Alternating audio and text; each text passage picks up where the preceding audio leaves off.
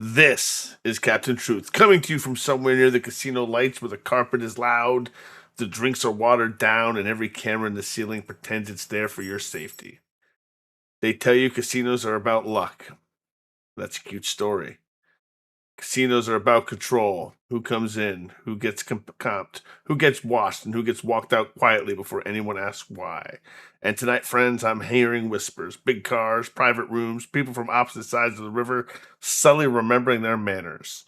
When powerful people meet in neutral territory, it's not because peace has arrived, it's because somebody's afraid of what happens if it does not. And the land, well, the land remembers. Welcome, everybody. Welcome back to Capital District After Dark. Welcome in, everybody. I'm gonna introduce my friends very quickly. I'm gonna ask them who they are, who they're playing, and we're gonna start to my lower left with Murda. Tell us who you are and who you're playing. I'm Murta, and I'm playing Lily Bay, the Tremere of the group. Fantastic. As you can see, we now have big character cards, so we'll wait for that to go away before we get our next player. Josh, tell us who you are. I'm just Joshy, and I'm playing Zero the Nosferatu. Excellent. Wait for this to go away. We gotta shorten this down just a little bit. Excellent. If it's taking too long, I can skip the shout outs. I was just using the shout outs. Okay, Anya, tell us who you are, tell us who you're playing. Hi, I'm Nachi, and I'm playing Anya, and she's your favorite Toreador's favorite Toreador, and I'm so excited to be here. Excellent. Davey. Hey everybody, I'm Davey, and I'm playing Connor the Banu Hakim. Art. Hi everyone, I am Chelsea or Nerd at Art, and I am playing Cat Riot Rourke, and she is very, very brutal.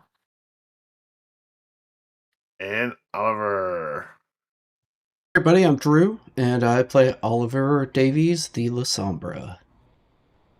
Excellent. So, before we get started tonight, we're going to go through and we're going to establish our desires and our feeding for the evening. Everybody make a rouse check to see where we wake up for the evening. All right. So we are going to start with Connor. Connor. It looks like you're at hunger too. Do you wish to feed this evening?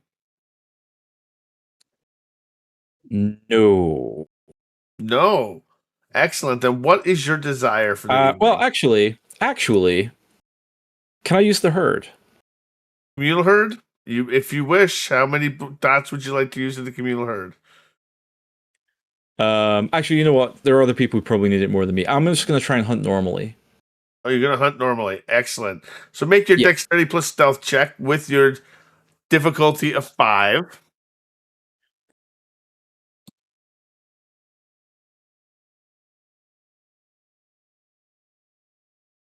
Wait a second. I forgot to do it this way. Sorry, 1 second. Oh, you're more than... I've forgotten how to add the... Oh, yeah, there should be a custom roll for you. Yep. All good. Here we go. Difficulty is 5. Do we do it? No, that is a bestial failure. No. You may attempt to spend the willpower if you like. I am going to do that. Why can I not see the chat though? Here it is. Yeah, I'm gonna re-roll that. Sorry. Nope, you're more than fine. We are learning Foundry as we go along, folks. It is a new system for us. Yeah, it's my thing is coming up for some reason on I got it for you. In the chat. You got it for me? I got it for you. It is still a bestial. Nope, success. It is a success. It is success. It is no longer a bestial failure. You managed to climb into somebody's home. You break in successfully. More than successfully. Oh my god. And you may feed however as much as you like. Just the one, thank you, but oh my god, finally, successful feeding. Yes, successful feeding, yes.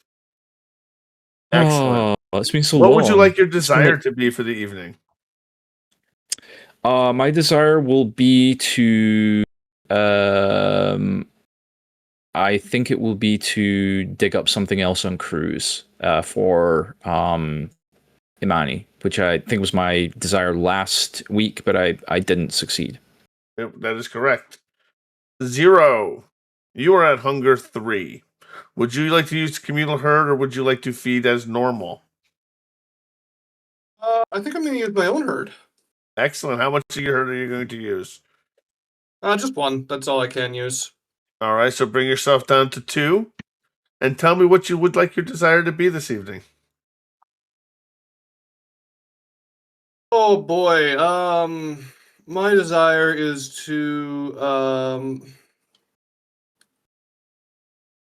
lay low and not stir the pot. And not stir the pot. Oh, this could be interesting. Oliver, I need to roll a check for you. One moment. Oliver, mouse check. You do not get hungrier. You're at hunger 2. Would you like to feed? I'd like to use 1 point of my herd. 1 point of your herd. Excellent. All right. And what would you like your desire to be this evening, sir? What was it last time? Do you know? I do not have it written down. Okay, cool. It was probably to meet let's- Mateo Salvador, though. Oh yeah, something along those lines. Help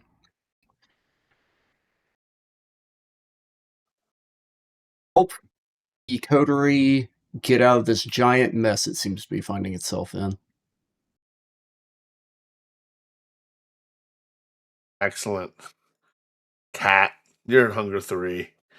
Would you like to feed? Yes, I will attempt to feed. Excellent. Give it to us. Give me your feeding challenge. Well, that is spectacular. That is absolutely spectacular. That is a messy critical. So while you go out looking for drug dealers to stay off of Tommy's territory. I'm not even trying to sell that lie anymore. It doesn't even matter. The problem is you're semi-famous now. You are semi-famous now. So let's decide a scenario where you went out to feed and you had a messy critical. A very messy critical, as a matter of fact. 8 successes worth of messy critical.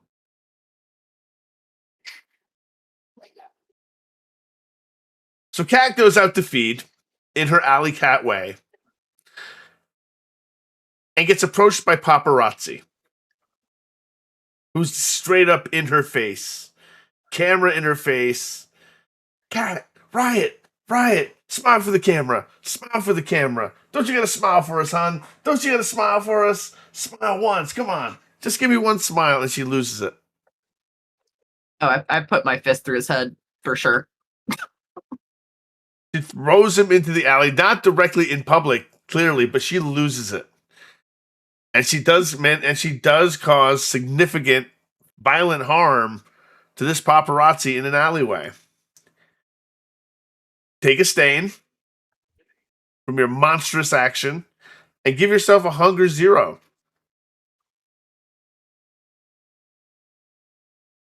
All right. That brings us to what is your good desire going to be? That's 2 dead bodies in 2 games. What are you going to do with this body? What is your desire with this body right now? This humanity tracker's so weird. Okay.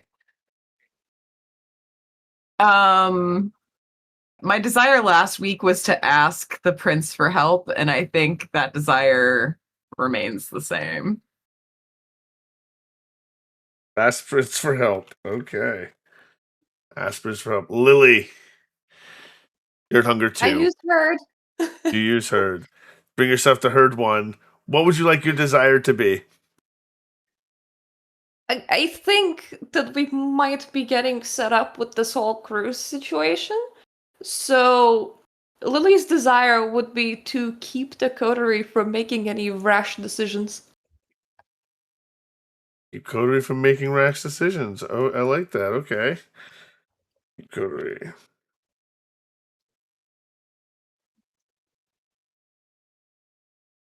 And Anya. Hunger 2.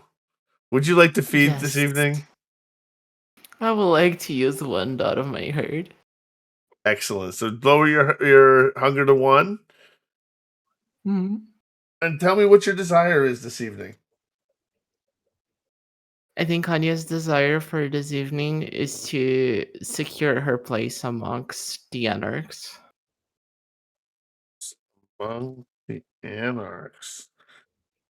Excellent. Okay. Connor, we're going to start with you this evening. If you're ready. Sure am. Well, the sermon ended with a praise cane. And then the room emptied like nobody wanted to be the last soul standing near the altar. Now, it's just you and Father Cruz on the observation deck of the Corning Tower, 42 floors above Albany, with the 4th of July already gone sour in the streets below.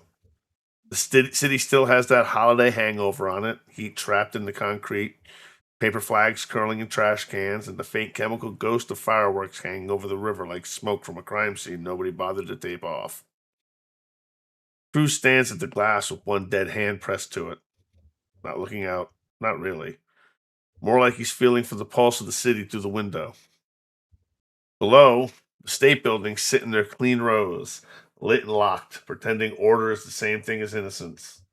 Traffic calls through the avenues, red lights, white headlights, people going home from long weekends, from bad marriages, from jobs that will eat them a little more tomorrow. None of them know a sermon just happened above their heads. None of them know what name was praised. The elevator door closed behind the last of the faithful 2 minutes ago. Cruz has not asked you to leave. You came here needing something for Amani. A name, a time, a weakness. A door left open long enough for the sheriff to put a knife through it, anything real. Cruz turns from the glass and speaks finally. You listened longer than most. That is either discipline, politeness, or suspicion. He smiles. With your clan, Mr. Murphy, I've learned not to assume these are separate things. How can I help you?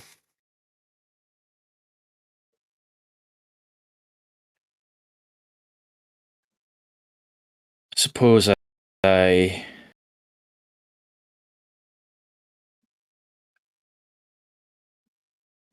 have some questions about your teachings. I have to admit, I find them quite intriguing, but contradictory, maybe? I don't know. Victory, how? I was never really a church guy in life, if you know what I mean. I was never raised in that environment. I didn't need religion when I was alive. I didn't believe in any god or, Adam and Eve, the fall, and angels and all that shit. Never believed in it. But then I didn't believe in vampires either. And I've been kicking my heels here for years now, and no one has given me any system with which to understand what's going on. None? No one? Not even. They didn't even try mortal religion with you, Mr. Murphy? They always try My mortal religion, sire, at least a little bit.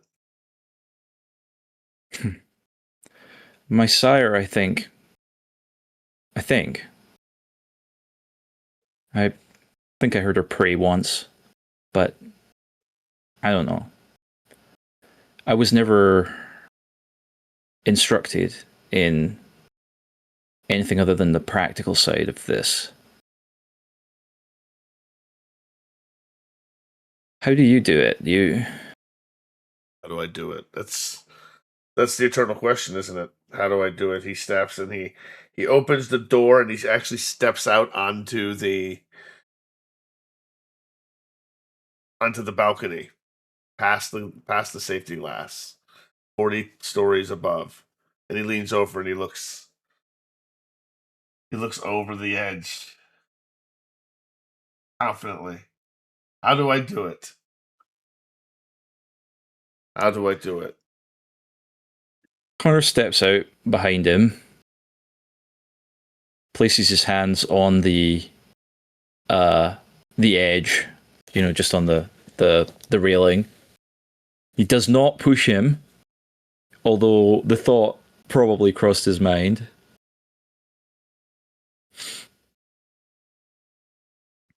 Turns and he looks at you, and he's got kind of a wild grin on his face. Because you need to understand that there is a hierarchy, Mr. Murphy. There's mortals. There's us. There's God. And we stand above the mortals, closer to God. Cain wasn't necessarily cursed by the true creator. You need to understand that the world that we live in is hell. This is all hell. Everything around us. And we just need to find a way to break free and make the most of what we have now. Because it doesn't get any better.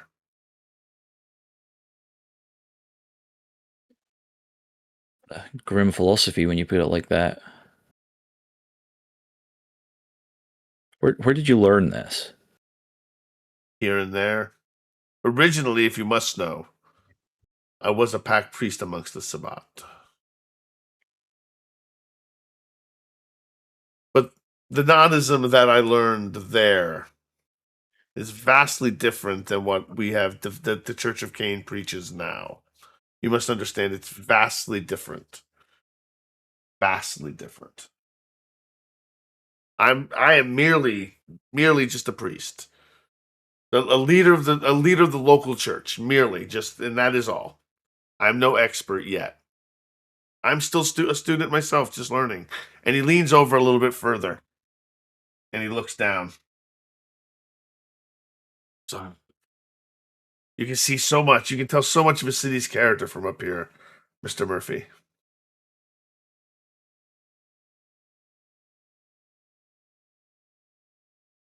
Connor turns and looks out over the skyline and tries to pick out what Cruz is looking at.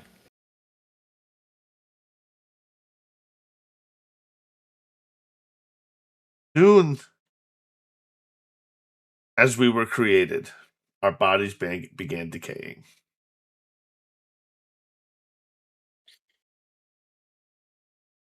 In the end, then we started our long slide toward oblivion. We might as well enjoy ourselves in that time period. We might as well exert control.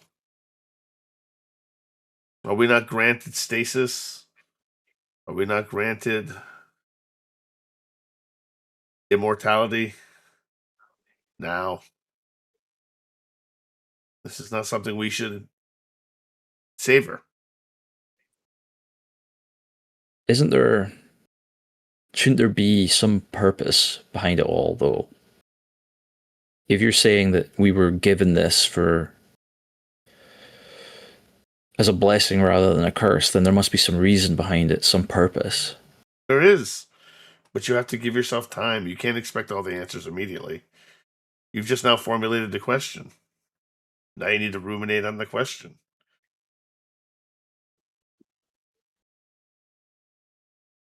You haven't even formally joined the church yet, my friend. And you want answers. I understand the impulse. Before we can give you the answers, you must witness. You must witness first. Become a witness. Witness what the Church of Cain can bring. Witness. Be one of my witnesses. Stand with me What? during the blood wedding. He leans over the edge again. You want me to be A witness, like not a what you're participant. The witness. I will. What does being a witness involve? I mean, standing there, watching and witnessing. Being a guest. Then I accept humbly. He leans back and he claps you on the back hard, pushing you toward the edge of the balcony a little bit. I think his hands kind of like grasp the railing a little tighter.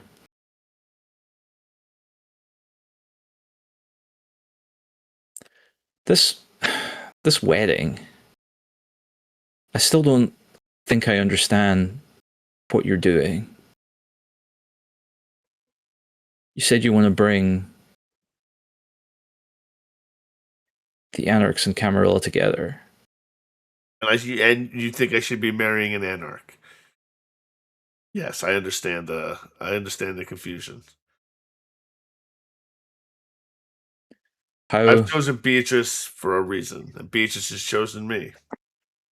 It's not so much to bring the Anarchs together. I can bring the Anarchs together through the church. This is more my legitimacy in the Camarilla. This is what buys me in. Can understand that. I'm sure you have concerns And about once your coterie mate, Cat Rourke. Of course.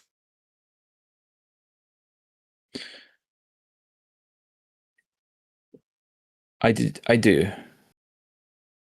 I don't know what's going on between you and her.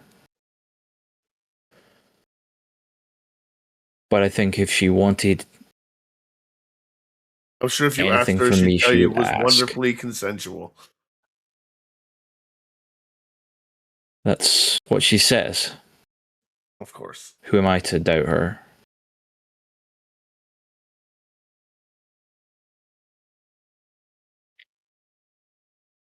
David, give me a wits plus insight check.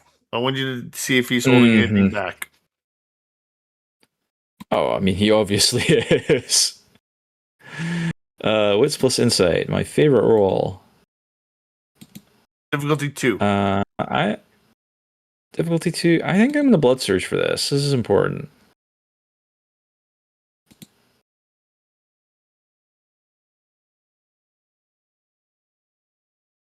Difficulty 2. Here we go.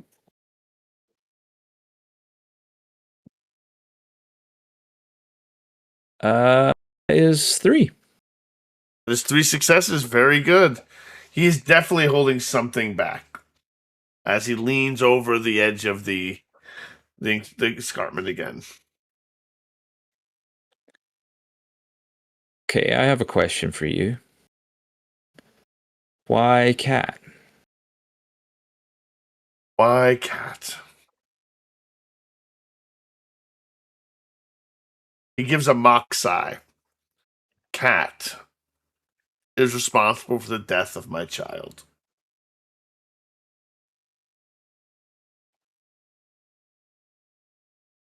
The specifics see. don't truly matter. I'll know only that she is responsible for their death.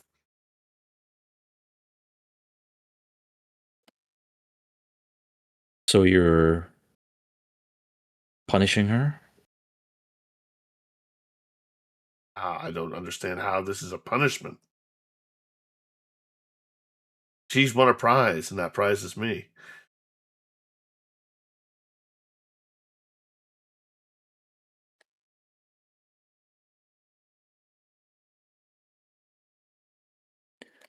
And what part does she have in your plan once your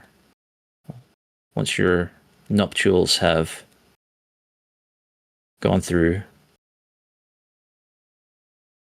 Amongst the Church of Cain, it is believed that there are kindred who are beyond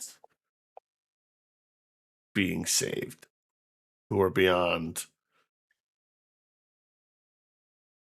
holiness.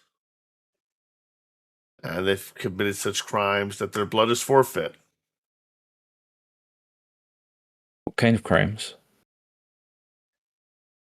The unsanctioned killing of one's child.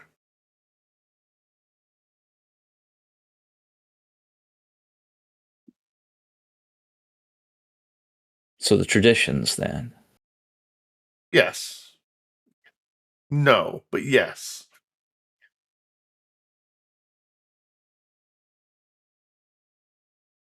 Beatrice would have me just dispose of her. I don't believe I'm just going to do that. No.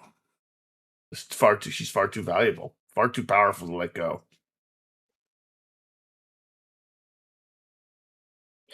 She'd be a useful asset to any kindred. I'm glad you see her like that, as an asset.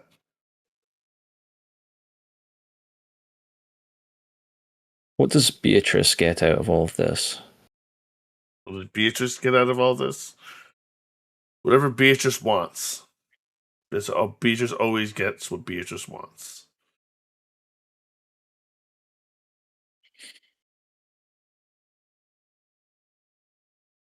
And she wants Cat gone. That will be gone.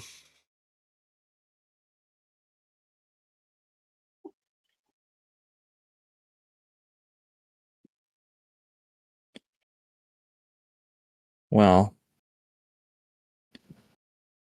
see, you've given me a lot to think about. And as he says that, he puts one leg over the railing and steps out onto the other side, and then he brings the other one. And he's just holding himself by his hands as he just leans over the edge.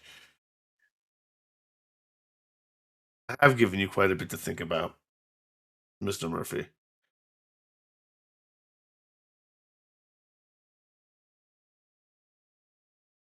You must really like the view.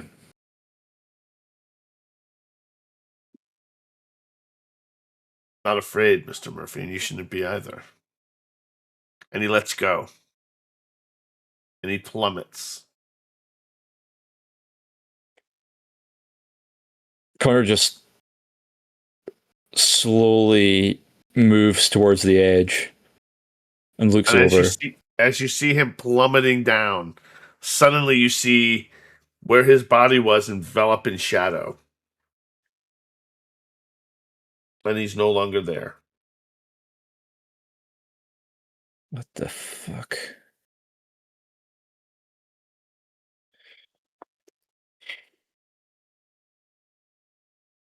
He turns and walks back into the building.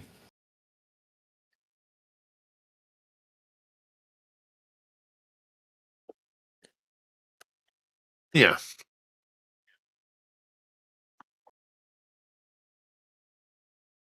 Morning Dove Florist looks dead from the street.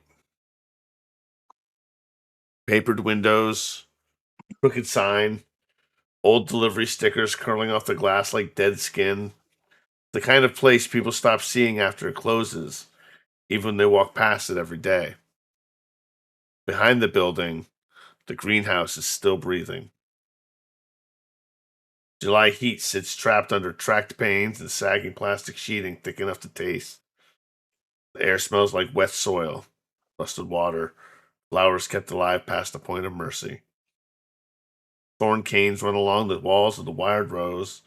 Black trays crowd the floor, packed with damp dirt and root systems that took too much like veins when the light hits them wrong. Alexander St. John waits at the metal work table. Pruning shears, a brass bowl, a cracked phone, folded culture page, proof that Black Static Revival's farewell appearance. She's got the kind of soft little article mortals write when they think tragedy is just another kind of marketing. And your phone keeps buzzing.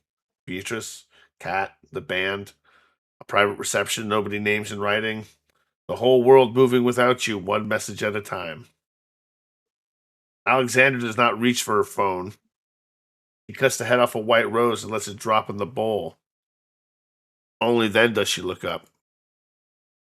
Hello, child. Your hair looks frizzy. That's how we begin. I'm just Takes kidding. she takes another rose and she cuts the head off it.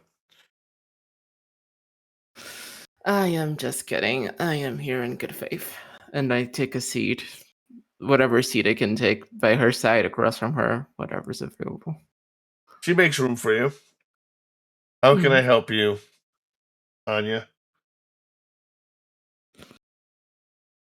Well, I must have piqued your interest in a way or another if you wanted to talk to me in the first place. So why am I here? Why are you here? You are here because you've caused quite a stir in the city. Weeks have gone by. You've had your little hiccup with your student. You were caught on camera before that. I understand you were in a fight with the scourge of the Camarilla. I won. I won. And I hear you frenzied at the foundry. Uh-huh. I must say, I'm not denying it. I'm not asking you if you were denying it. I already know the truth of the matter. Okay. Honestly, reasoning, do you want the real reasoning or the reasoning I gave to Elizabeth for her to buy this bullshit? Rolls her eyes when you say Elizabeth. She goes, tell me the real reason. Kat has grown into my very best friend in her life. And when I saw that cannibal fucker drag her by the arm and made her wear the most forsaken, degrading outfit I've ever seen, I lost it and I wanted to kill the bastard right there. And I understand. No, I understand. I understand. She cuts her head off another rose and she starts collecting them. Mm-hmm. And I agree with you, Anya. Something needs to be done about Father Cruz. I think it's high time that we've done something about the Church of Cain's rise in Albany to begin with. And I'm happy to see Same. that you seem to be willing to do something about it too.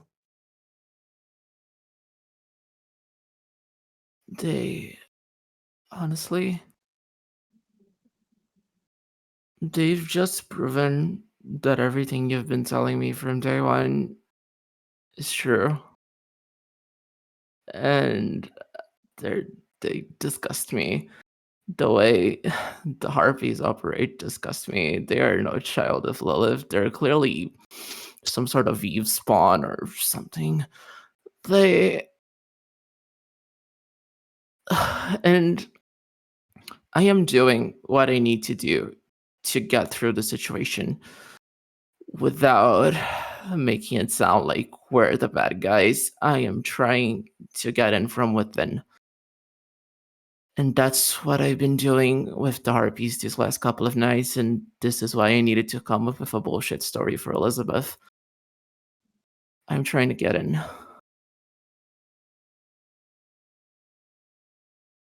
Elizabeth will be able to smell through your bullshit. I know. Lux, maybe not so much. Beatrice is too high on her own flavor to see a train coming to hit her from the side. You have an opportunity now, Anya. How do you want to take this opportunity? What do you want to do? What is your plan? I want to get as close to the wedding as I can. My coterie mates are doing the same in their own ways. And if push comes to shove, I want to red wedding this bitch. I want to take him down right then and there.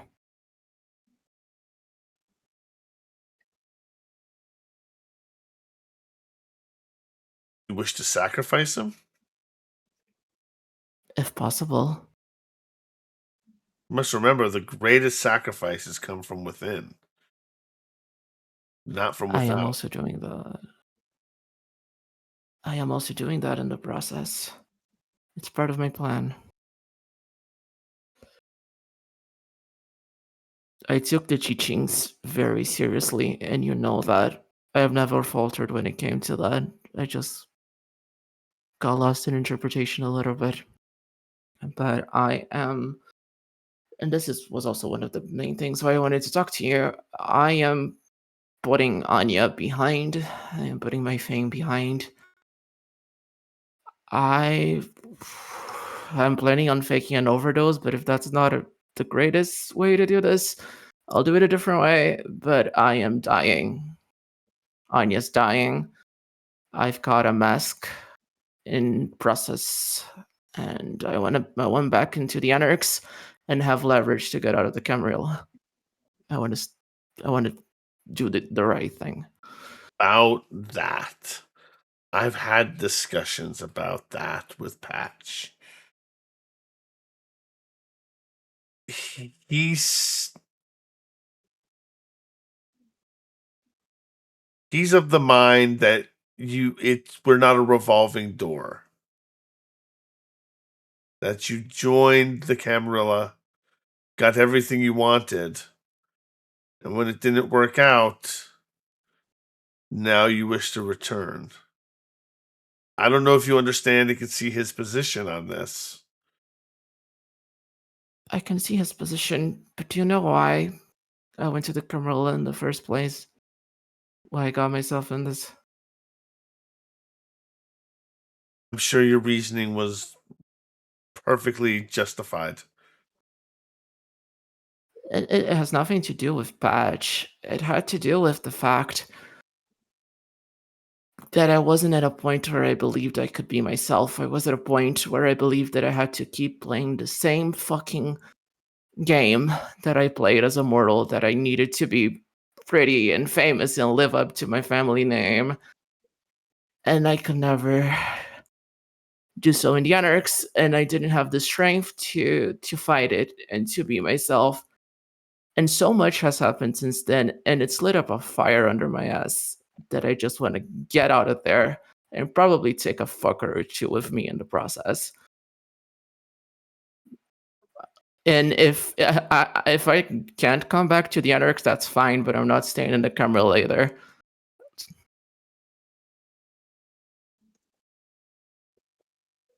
Turns away from the collection of rose heads that she's been aimlessly cutting for no purpose whatsoever, just to look ominous.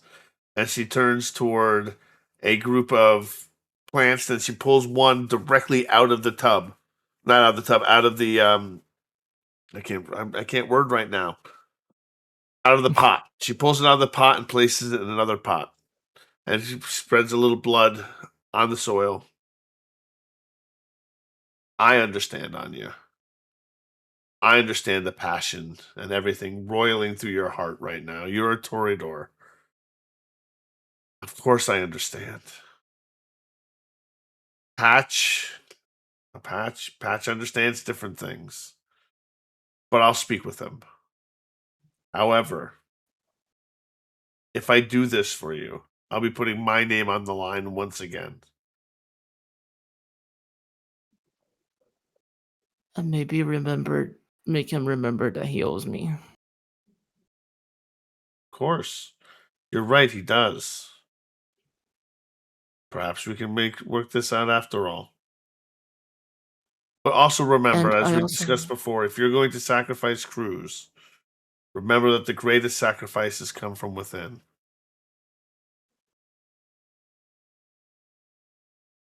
I also wanted to talk to you about this, and I'm very glad that you're willing to help me. But I've also been scared that you will not enjoy who I truly am that she will maybe not see me as the toreador you embraced me into. Are you still gonna be my sire after this? After I I can't change? very well reclaim the blood now, can I? I know you can't, but you can act like you did. I wish you to become more powerful, Anya. I hope that you are successful in sacrificing Cruz. I will give you all the aid I can in that. I appreciate that.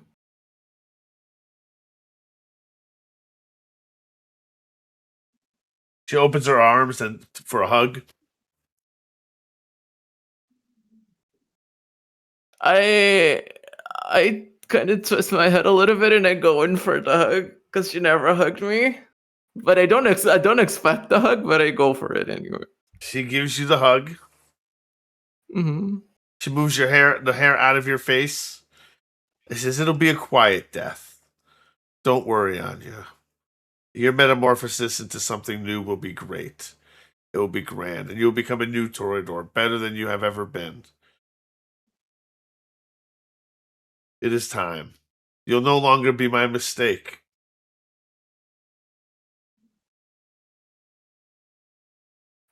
That's what I've been hoping, and you don't know how happy it makes me to hear all that. And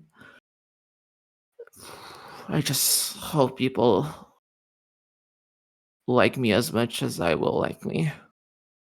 First time in my life I'll actually like me. It's been exciting, but I still have to play the part a little bit longer so this can all work out.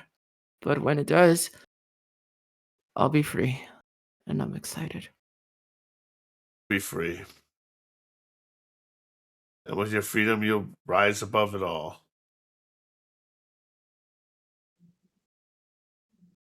Exalted, as you deserve to be.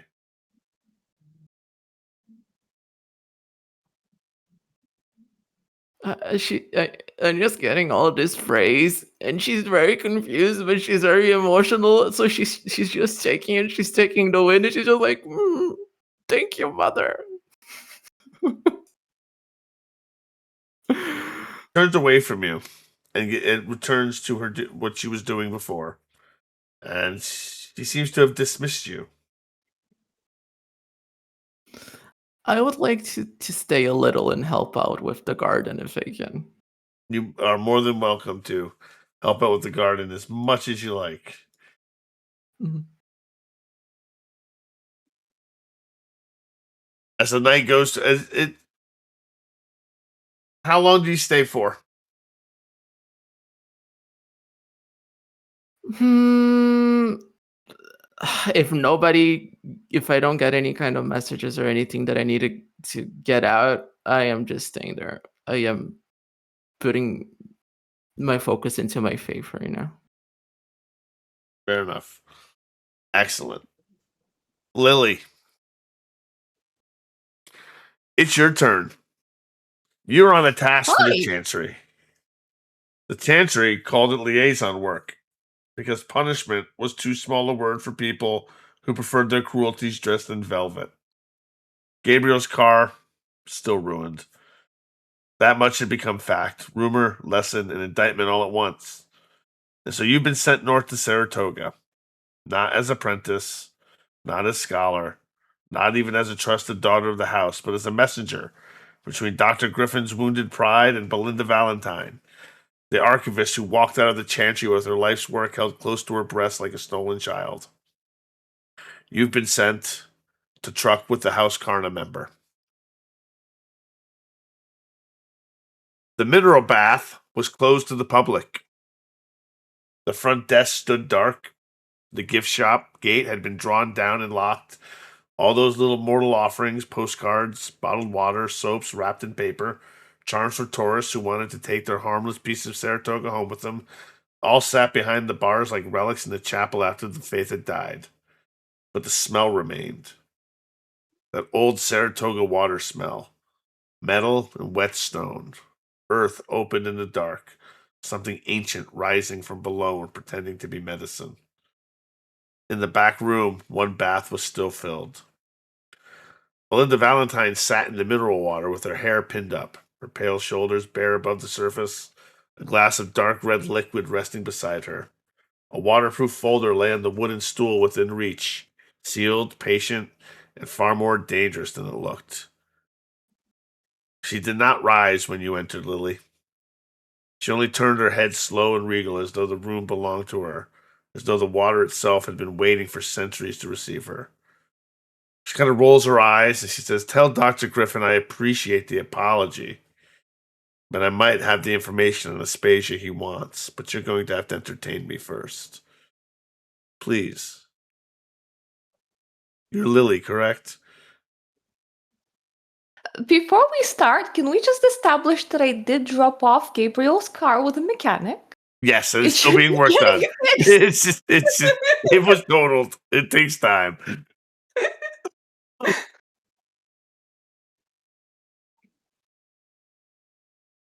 Yes, I am Lily. And Lily has also set alarms on her phone, silent alarms that just kind of inform Connor where she is at all times to make sure that she doesn't just like walk off from the bathhouse. And also, is the Tremere in front of me and like, we're in a bathhouse?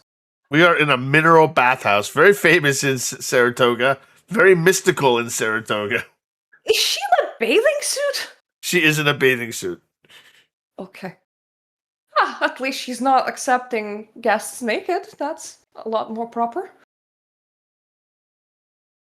She's in a bathing suit. What She's can we do relaxing. for you? Well, Dr. Griffin has sent you here to truck with me about my information on the lineage of Aspasia. I have that right here.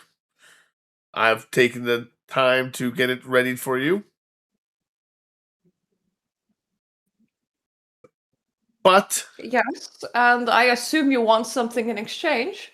I do. I do want something in exchange. Dr. Griffin and I have discussed many times prestation and things such as this, and in this case, it doesn't really matter. I wish to know your story, Lily. How and why we are looking into Aspasia now of all times. Well, of course it's because Aspasia is the greatest person to have ever lived. I also might have drank the only vial of her blood that wasn't available. It was inside a museum, but like Lily is just gonna continuously cut herself off, making the story more and more muddy as she's trying to explain it to her. Shifts in the bath a little. You drank the blood from the vial. That's interesting. Of the greatest person to have ever lived, yes. Wait, so the blood was preserved, you're telling me, and you are now bonded? In love. In love. Oh my. This. How many times did you drink? It was just one vial underneath her beautifully shaped heart. Ah, I should have kept the heart. Or the jar, at least. But also, I'm pretty sure that there were threats on that thing. I'm pretty sure that I'm in danger. I would assume you would be in danger if the ministry ever knew that you drank the vial. Regardless, Aspasia, this is not troubling information. We do have information that she is active, has been called by the beckoning, and likely will not be attending us. Likely. So if you can maintain distance, you should be fine. But she looks concerned. Lily's gonna breathe the most sorrowful breath of relief you have ever heard with the most conflicted emotion possible.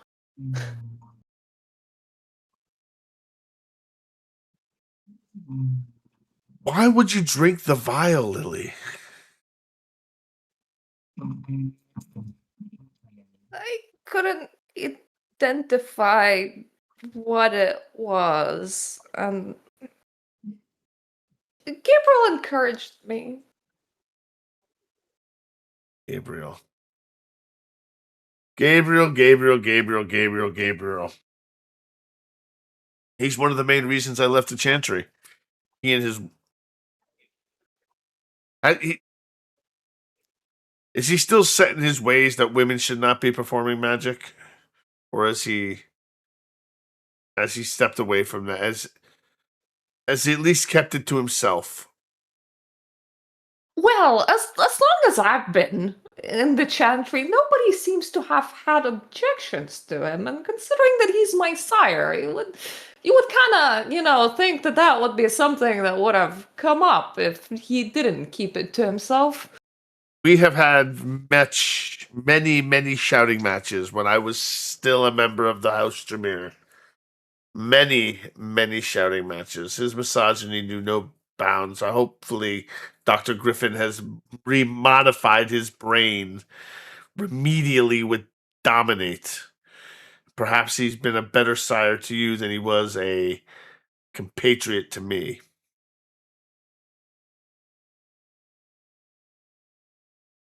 Well, from the Gabriel that I know, he is a careless in some experiments man that is also awfully timid in situations where perhaps he should sometimes be a bit less timid and composed. I never knew him as misogynist, so that's quite interesting. Do tell me more. He once told me to my face that women should not practice magic as we do not have the temperament for it.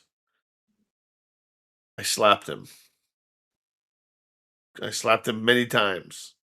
Dr. Griffin had to pull me off of him. We had quite a few shouting matches. He's one of the main reasons why I left the Chantry, as I've mentioned. If he's different now, that means something has happened to him. Probably something for the better, I would say. Might explain his timidity. I would never have described him as timid.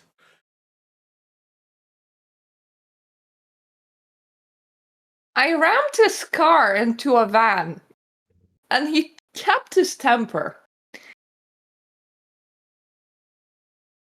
I wouldn't explain that as anything else but timid.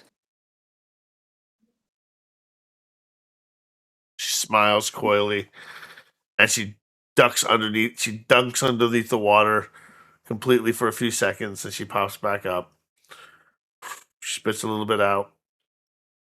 Someone has definitely made changes for the better then. The Gabriel I know could never have controlled himself.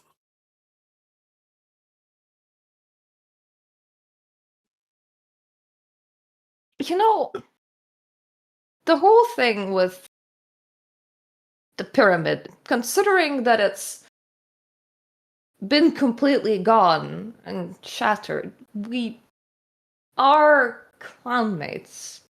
You can probably just visit the Chantry on the off. Are lines really drawn that harshly in the sand that I am required to be a messenger back and forth in a town that's definitely not that large between a clan whose divides are definitely not as solid as they are used? Effectively, I'm just asking, what am I doing What are here? you doing here, Lily? Is that the question of what are you doing here? Gabriel and I do not get along. Griffin and I do not get along. When I had the first opportunity, I took my life's work and I left.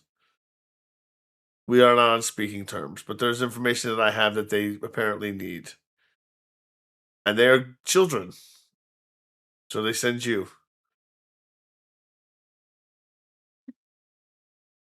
They are Alright, children. that does kind of explain it. I have this coterie. We're setting up on neutral territory. If you need services as a liaison on the regular, I will say, tentatively, we are available. It would be nice to open communications again.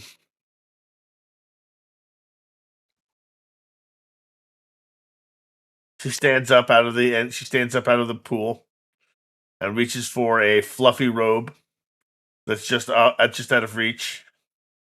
She steps out, grabs the robe, wraps it around her, takes a towel, wraps it around her head, reaches over, she grabs the waterproof folder, and she hands it to you. She goes, Miss Bay, it's been a wonderful meeting you.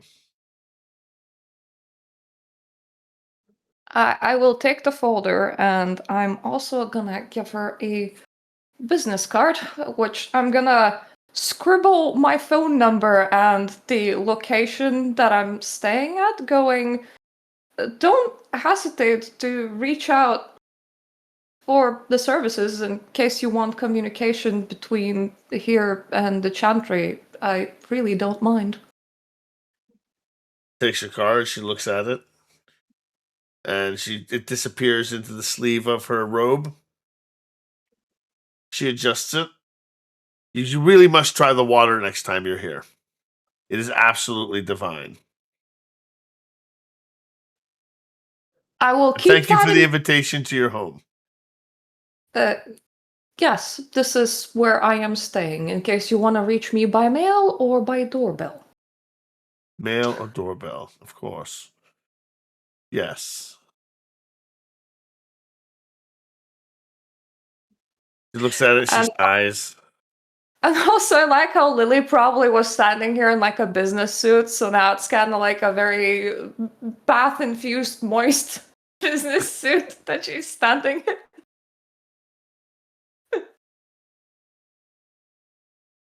Belinda gathers the robe around her, puts the hood up. It was, as I said, it was a pleasure meeting you, Miss Bay. We will speak again. If you need It was a anything, pleasure for me. please feel free to call upon House Karna. Not for you, not for Gabriel, not for Griffin, but for you. Thank you.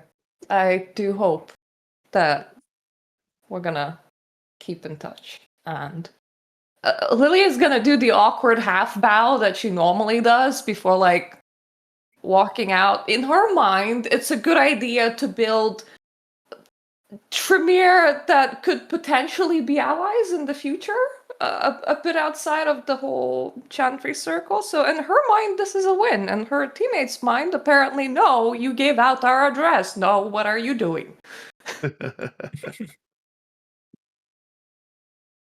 Excellent. As you drive back from Saratoga to Albany, we zoom in on Zero. Zero.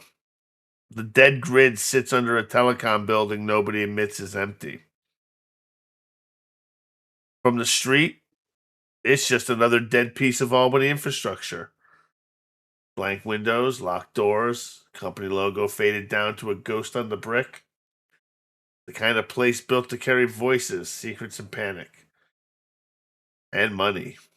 Then abandoned when people upstairs found a cleaner way to lie. But underneath, the old equipment still hums. Nobody told it the company moved on. Grease brings you in through a side door that sticks in July heat, and down 2 flights of concrete stairs that smell like mildew, dust, and old wire insulation. At the bottom, the dead grid opens into a low concrete room packed with server racks, cable trays, folding chairs, and Nosferatu pretending not to watch you. They do a bad job of it. A police scanner mutters on a plastic table beside thumb drives sorted into orange pill bottles. One monitor shows a paused traffic camera image on white van waiting at a red light, frozen there like a city caught in mid-confession. Josh, is your camera frozen?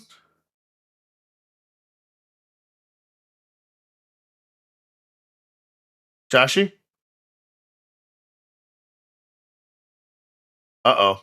I think I've been talking to think it Josh, might and I don't be. think he's with us. Yeah. All right, we'll come back to Joshy when he gets back.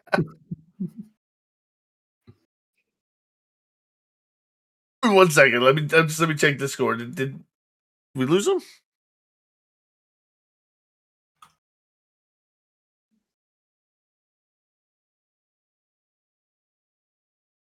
I guess. All right, so not Davy. I'm sorry, Oliver. Oliver. The meeting place is a closed Catholic social hall in Schenectady. It's rented under the name of a recovery group that never existed. From the outside, it looks harmless. Brick walls, frosted window, a parish bulletin board with sun-faded flyers and fish fries, blood drives, and grief support meetings that ended years ago. The sort of place built to hold confessions nobody wanted written down. Inside, the room smells of floor wax and old coffee and radiator heat. Folding chairs are stacked against one wall, and the tired obedience of things have heard too many bad stories. Somewhere overhead, traffic rolls along Erie Boulevard, heavy enough to make the ceilings tick in small nervous beats. The old bar is dry. The kitchen is locked. The saints have been taken off the walls, and their outlines remain in the dust. The only light comes from a vending machine humming beside the coat room. Mateo Saldivar sits alone at a plastic banquet table. Beside him is a notebook and 2 paper cups of coffee cooling untouched between you, offered more as a ritual than hospitality. He clearly has no intention of drinking his, and he knows you probably don't either. He waits until the door shuts behind you.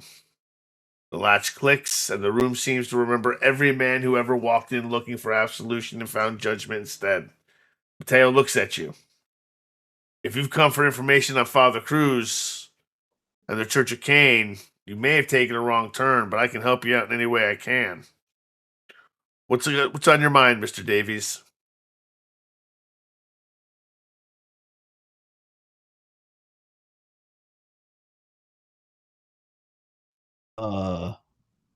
This is not the scene I thought we were doing. Okay, sorry. Let me shift gears real quick. Sorry, buddy. Oliver walks in, taking the seat. I don't need information on Father Cruz or the church. That will work itself out.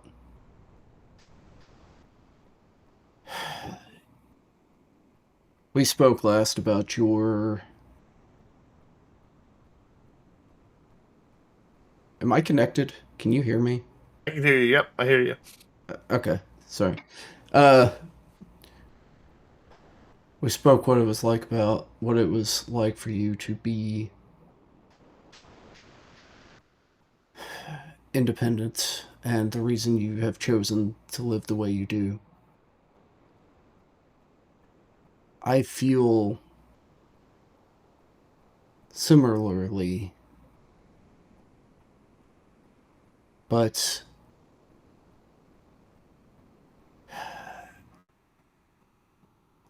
I'm not ready to just fade.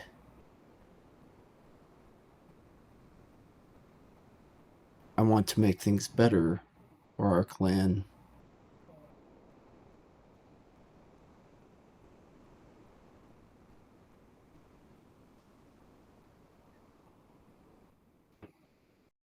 Our clan.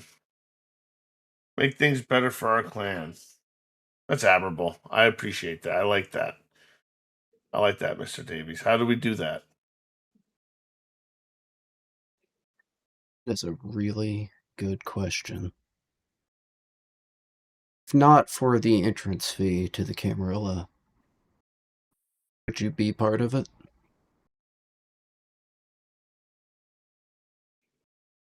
I don't really know. It's got its perks, clearly. Camarilla has its perks. Is it worth having to kill to get into? I don't know if that's the case, but if I didn't have to kill, probably. Probably.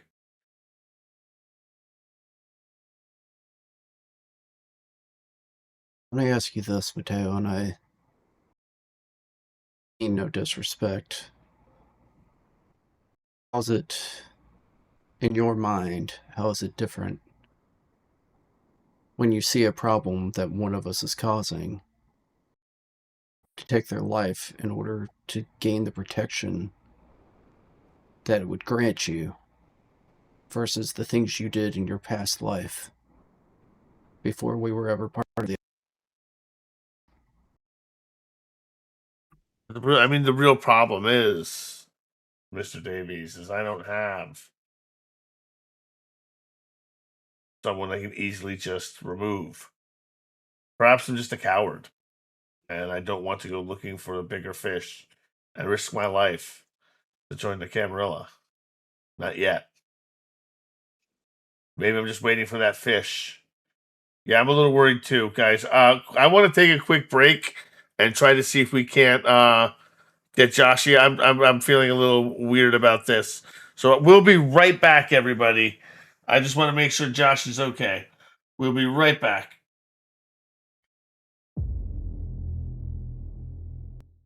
All right, we're back. It looks like everyone is with us. Oh, we're stepped away, so we're almost back. All right, everybody, we're going to step around real quick. We're going to go around the circle, see, make sure everyone's still okay. I bored Joshy to sleep. It's all good. All right. So, Murda, are you good? Yeah, I'm fine. There was a cat that I needed to let out just as the menu finished. Josh, you feeling all right, buddy? Yeah, I'm great. I'm sorry, everyone. Sometimes my body just likes to sleep, even if I'm engaged in doing things. No, you're good. I understand. Nachi, you doing good? Yeah, I'm doing good. Relieved everything's well. Just Me worried. too. Excellent. Connor, Davey, you good?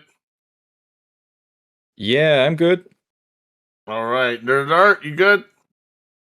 Better now that everybody's good. All right. And Drew, how are you? I'm good, glad everybody's okay and ready to roll. Excellent. When we left off, you were speaking to Mateo.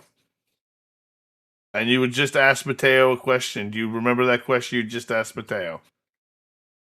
Not off the top of my head. Good, because neither do I. Mateo looks at That's you and good. goes, but Mateo looks at you. We spoke last week, Mr. Davies, or weeks ago. And it was not the most productive conversation, and I apologize for that. That's on me. You had questions about the Church of Cain, and I didn't answer them very well. But now I'm more prepared. We can talk. We have time. Tell me what you want to know. Tell me what is it you seek, and perhaps I can help you along your way.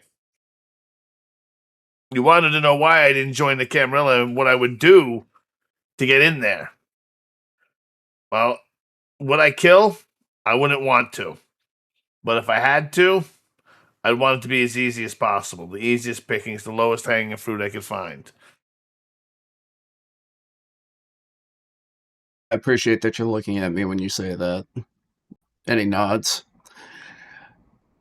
Look, Church of Cain has a place in Albany. You know it, I know it, everybody knows it. It's not secret. However, I'm going to speak to Father Cruz. Gets into a lot of hyperbole, and I don't feel like he is really necessarily trying to get me started on the path towards the church as much as recruiting me to his cause. And I'm not interested in that. But I need to start somewhere. I've read the book. What do I do now? What do you? I mean, I guess you just got to kind of ask yourself, what do you want? What do you? I mean, are you looking for a belief structure? Are you looking for something to believe in? Are you looking for faith, or are you just looking for something to wrap yourself in? I have faith. But if the faith I have is being used as something else, I mean, I've been to one service, and it was like going to one of those mortal mega churches with the big screen behind the preacher talking, and everybody's there pressed and dressed, not to see the preacher, not to listen to the message, but simply to be seen by each other. And that bothers me. And I have a feeling that, while some could care less, some of our clan have died and bled for that cause, for it to turn into something like that. Well, I mean, most religions, just most people getting dressed and putting on appearances for other people. I don't know what to tell you, one way or the other. My faith is personal, but my faith isn't that Gnostic Church of Crane crap that they're preaching. I believe in the true Nodism. I'm just not doing it with Sabbat anymore. True Nodism. Real Nodism.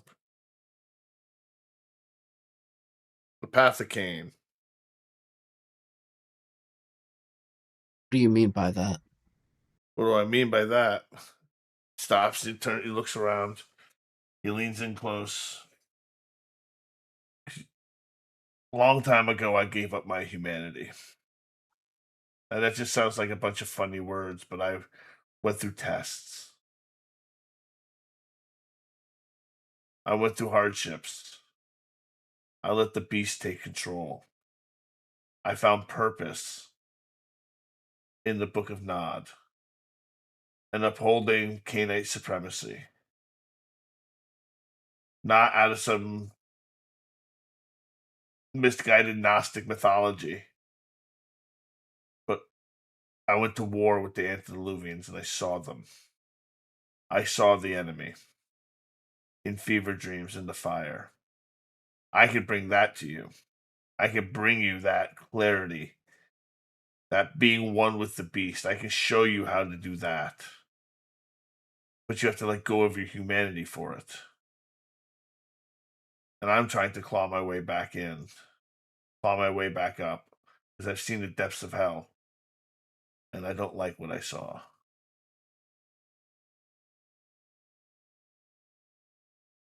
If you are willing to spend that sort of time teaching or showing me that way when you are trying to climb out of it, Because it's your choice. It's not mine to make. I'll show you the way. I'll bring you to the precipice. I'll bring you to the abyss. I'll let you jump. But I'll also be your cautionary tale. Or there's the demiurge. There's the Gnostic way. There's this new Church of Cain. Is it new? I don't know. I've never heard of it before, but it claims to be old. Who knows what's new anymore? Who knows what's old with the beckoning? The old are gone. The new think they're old. Nothing makes any sense. why do you... I am interested. Is I think I am looking for. I believe I am looking for. When the beckoning happened, how do you believe the former archbishop or former bishop in Saratoga, why do you believe he wasn't called to the beckoning? He's just not that old. Is he not? Acted like he was hundreds upon hundreds of years old, and I was just... I know I'm young. That's not news to me. But God, he acted like he was ancient. What's ancient anymore? Tell me. What's ancient now? Listening to him, you're probably ancient compared to me. I don't know. I'm just looking for somebody to tell me something instead of just answering questions with questions and then dismissing me. I can take you down the path. I'll take you down the path. I'll show you. It's easy. Are you ready to take the soul of another Canite? Lesser Canite, one who doesn't matter nearly as much as you? Because I guarantee you Cruz is going to do it. Well, if Cruz has done it before. Cruz is going to do it again. I guarantee it. There's somebody specific you're talking about? How do you get rid of a mistake? You just destroy it.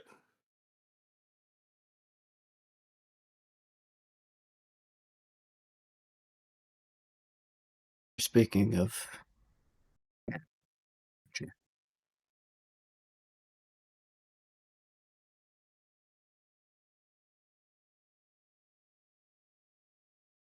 Anyway, Cruz is going to commit the robbery.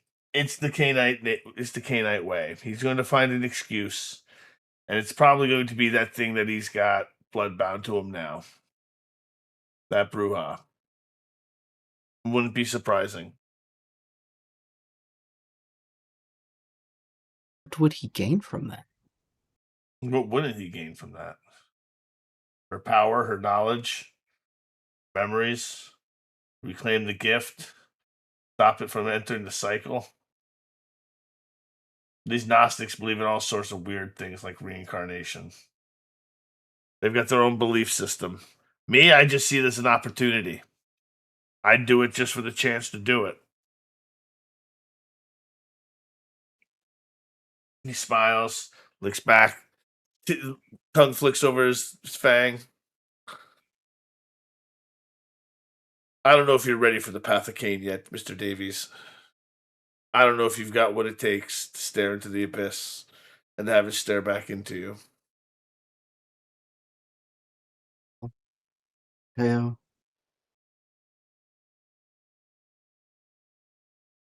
Me the chance to make the decision myself.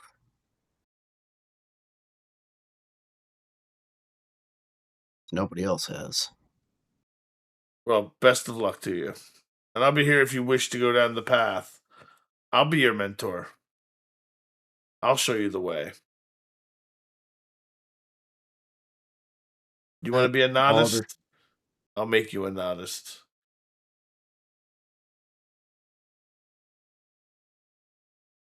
Oliver will stand up and extend his hand.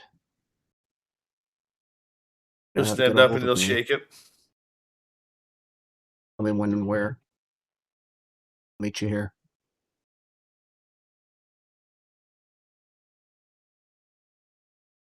He thinks, I know exactly how to graduate you. But we'll talk about that when it's time. When it's time to go to war with the Bahari.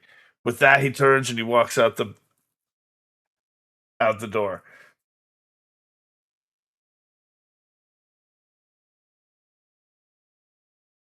Oliver stands there for just a moment, looking for the very first time after a meeting with somebody he's gone to talk to in all of these months. He actually feels like he may have learned something. And he exits through the way he came. 0. How you feeling, Josh? Hi. You doing good? I'm alive. I'm sorry. No, you're good. You don't need to apologize. Don't need to apologize. The dead grid sits under a telecom building nobody admits is empty. From the street, it's just another dead piece of Albany infrastructure. Black windows, locked doors, a company logo faded down to a ghost on the brick. The kind of place built to carry voices, secrets, panic, and money then abandoned when the people upstairs found a cleaner way to lie. But beneath, the old equipment still hums. Nobody told it the computer moved on. Grease brings you in through a side door that sticks in the July heat. Then down 2 flights of concrete stairs that smell like mildew, dust, and old wire insulation. At the bottom, the dead grid opens into a low concrete room packed with server racks, cable trays, folding chairs, and the Nosferatu of the city, all pretending not to watch you. They do a bad job of it. A police scanner mutters on plastic table beside the thumb drive sorted into orange pill bottles. One monitor shows a paused traffic camera image of a white van waiting at a red light, frozen there like a city caught in mid-confession. Isaac Bedding, head too big, stands near the back wall in a dark overcoat, clean enough to look unnatural down here. Too clean, like a funeral director who got lost on his way to his own basement. Grease shuts the door behind you. The latch clicks louder than it should, and he says, "Clan business." And he moves around and he takes a seat. Isaac steps forward. He goes, "Nosferatu of the Capital District, I call you here because we have business to discuss. There is a war brewing between the cities. And we all know what is causing it.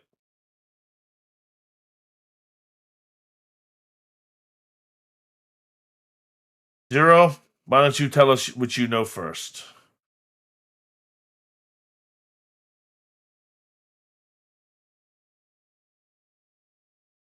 What about Cruz, or about Van Zant and Patch, or about how... What you think you know? What you think you know? No, there are no wrong answers here. We are speculating. This is our moot. This is our discussion area. All right, well, I mean,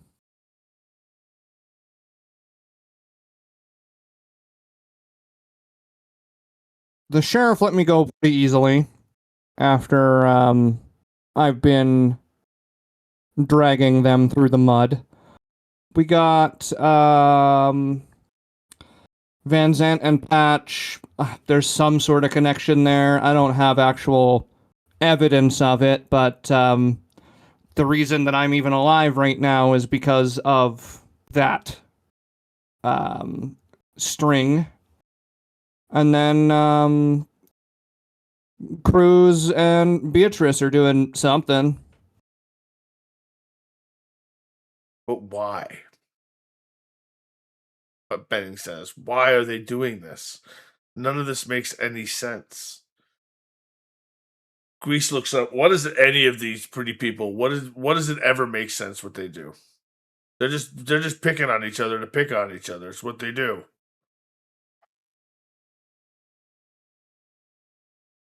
It ain't the people sitting in the benches, sitting in the senators' boxes that fight the wars, or is it? It's us. It's always us. But it's going to come down to us fighting each other. And I'd rather not. Viletooth says from the rafters. Troy's not going to fight Albany. Troy Nosferatu, we're not fighting Albany Nosferatu. We're not doing it for anybody. There's a murmur of agreement that kind of goes on amongst the room. How does that make Zero feel? What's kind of going on? I mean, Zero is all completely removed from the idea of a war. Like, if there is a war, Zero is not participating. If Zero needs to do some sort of bullshit for initiation into one of the factions, that ain't happening. Fair enough. Isaac kind of puts us up and kind of calms the room down just a little bit and looks at the Zero. It's your coterie mate that's been affected by this blood bond. What do you think Cruz is going to do about this? What is the plan? What do you believe the plan is, or what can we do to help? Well, I mean, I think her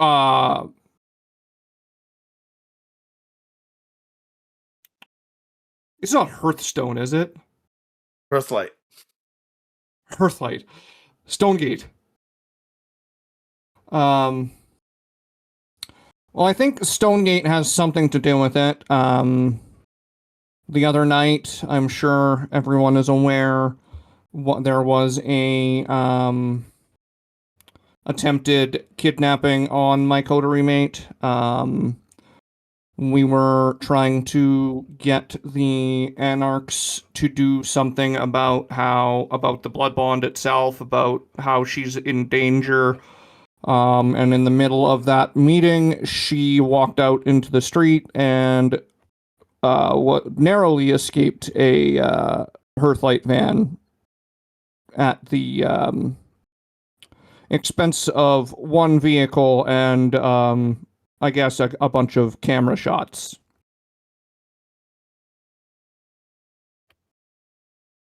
But if we weren't there, she'd be gone. What I think my big concern is Stonegate Hearthlight. Like, it doesn't. The fact that we're being told that nothing is happening there means stuff is happening there.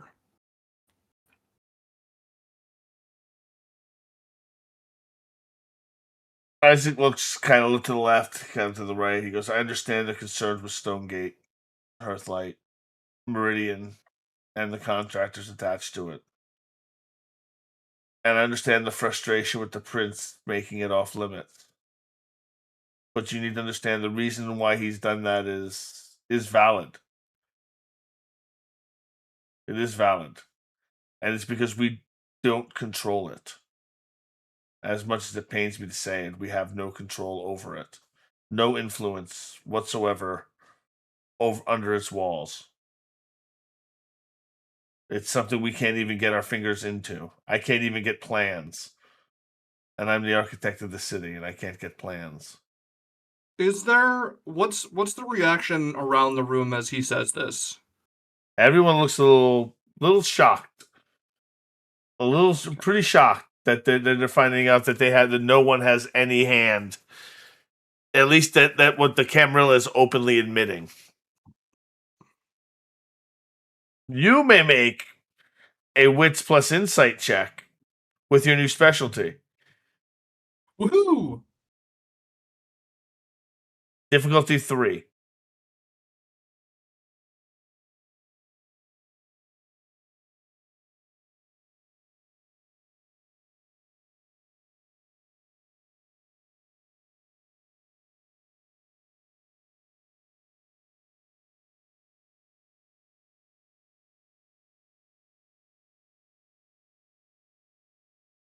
Five successes. Very nice. You can tell that Isaac is not lying in any way, shape, or form. As a matter of fact, he's dead serious. From the conversation you're having with him, either he is the best liar in the world, or he is flat out telling you that they have no hand in Stonegate. They have no influence whatsoever. Someone else controls that, not them.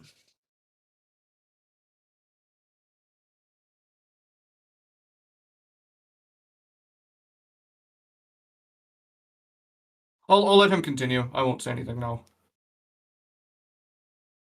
We have no control. We have no influence on who goes in, who goes out, what comes in, what comes out. Though I suspect that Cruz has some connection to church groups. Otherwise, why are they after Catherine Rourke?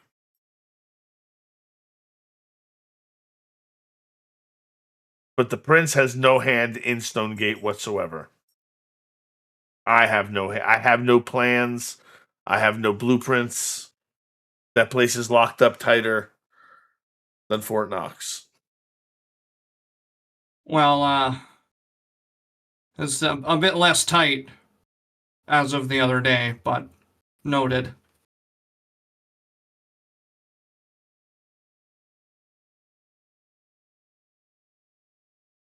Does anyone else have any other information in that could help the city one way or the other? Grease looks up. Because the Cranford issue has been taken care of. She's gone. She's dead. She didn't make it past Stonegate. The funeral was 2 weeks ago. Other than That was the hotel lady? the hotel lady. I didn't do it. I promise. I said I wasn't going to. But the funeral was 2 weeks ago. I've kept an eye on it. There has been some activity. More activity near the edge of the city. I think it might be that same gangrel who caused all that to begin with. But to keep an eye out for her. But otherwise, the city is quiet. All three of them.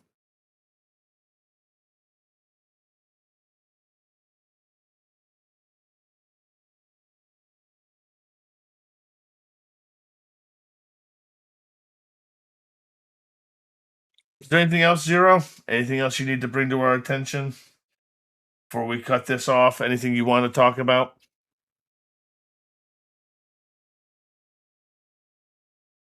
I really wish that I knew about that book of Nod.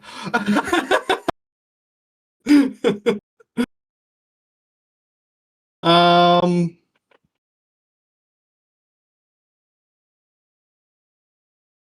no, I think I overheard Beatrice say to Cruz to get rid of Cat. So Beatrice is clearly in on it. Cruz is using Earthlight as for his own means, in my opinion. We're going to bring that to the prince and see if we can't do something about that, Zero. Because just doesn't make no sense that she would go wandering off directly to a parked kidnap van.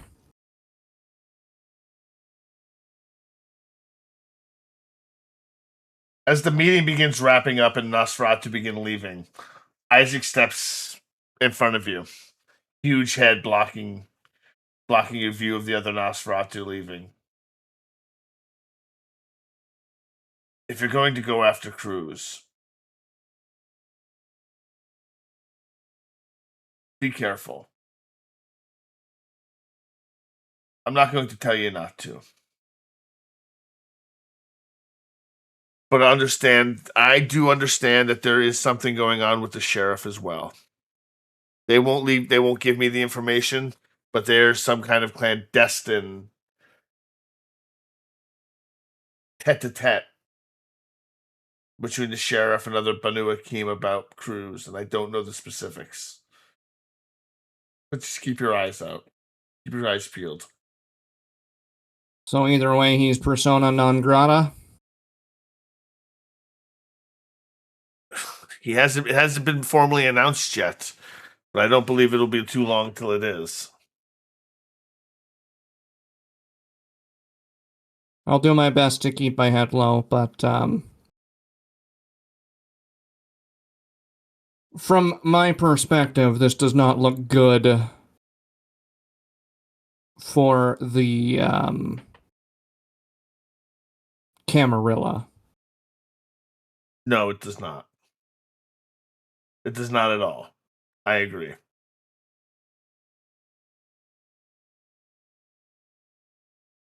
But it can't always look good for us, can it? Well, Sometimes it's ugly.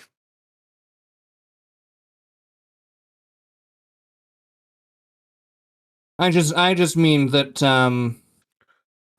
the benefits of joining the Camarilla seem non-existent.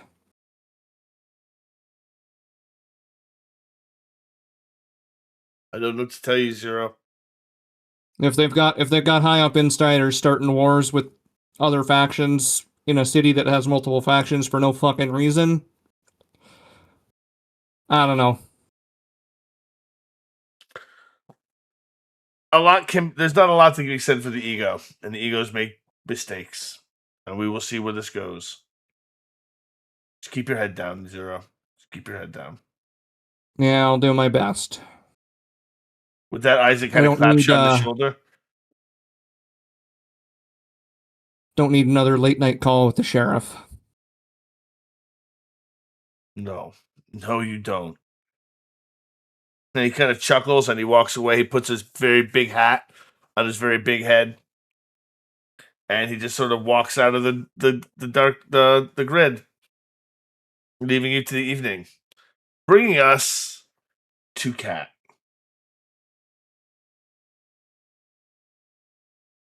By the time Cat wakes, Black Static Revival has returned to the world of the living, and you've committed a murder this evening. I sure have. You sure As have. before, I'm going to spend as much time as necessary disposing of this body. Excellent. So why don't we start that off? And you're going to try to do this stealthily, I take it. Why don't Of we course, start this yes. off with a dexterity plus stealth check, difficulty 3. Okay. I'm going to blood search for this because I'm not very hungry, and I'm going to activate my bonus. Difficulty 3. Okay. And you got your success. Very good. So you managed to hide the body. Now, who did you kill? Did you have time to think about that? What have you killed? Who have you killed? I'm sure, as before, I would be removing any identifying items and taking steps to make it harder to identify. So are you removing the head and the hands, putting them in a bowling All bag and those dropping them in lovely the river? things. All those lovely things. All right. Now, Cat, now that you've done all this, why don't you please give me a dexterity plus larceny check? Difficulty 3. Because it's so easy to spot you because everyone is looking for you. And this poor paparazzi who had a family will not be returning home. I am blood surging again.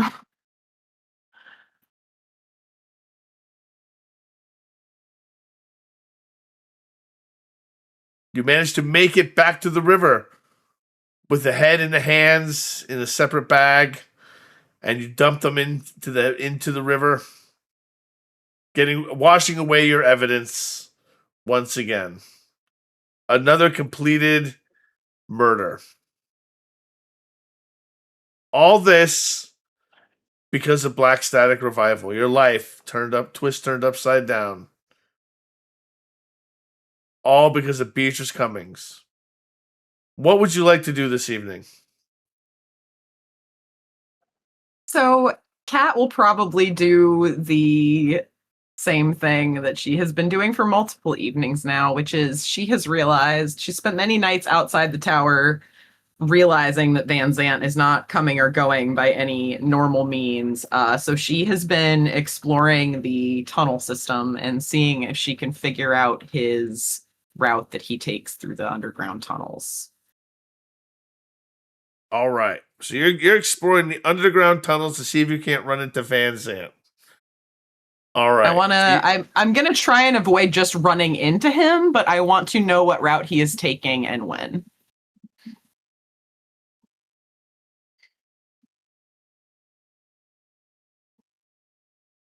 All right. So you are going to give me an intelligence plus streetwise. Difficulty 5. And does my specialty? No, it does not apply. Okay. I am blood surging. Difficulty 5, you said? Difficulty 5. And you got total 7 successes by 2. You managed to, while you're searching the underground concourse tunnel area, you begin searching one of the walls and you find a depression and you press the depression and it opens up a secret door. And you find another set of tunnels behind the main set of tunnels.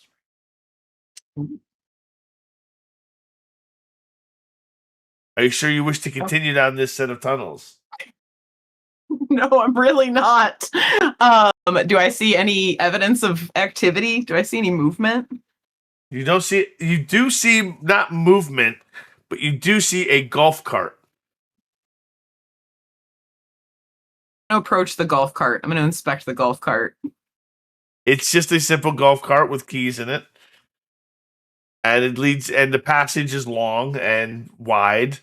And it looks like the golf cart is used to travel from point A to point B in this concourse. I will not take the golf cart, but I will walk the tunnel. You will walk the tunnel. All right. So you walk the tunnel. And you walk the tunnel. And you walk the tunnel. And you walk. It's a long walk. It's a very long walk. Finally, you come to a silver door. A silver elevator door. With a keypad.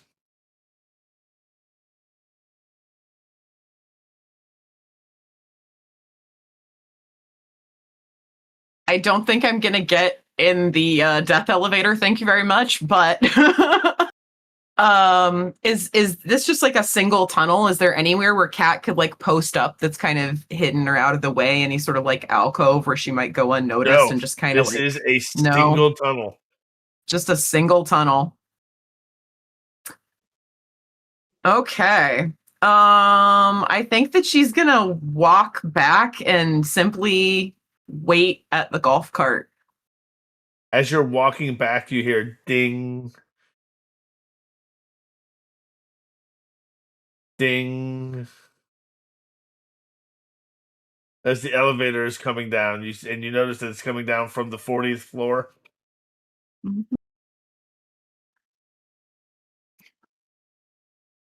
She'll make it back to the door that she entered through if she can. All right, the door opens. Connor comes out of the elevator.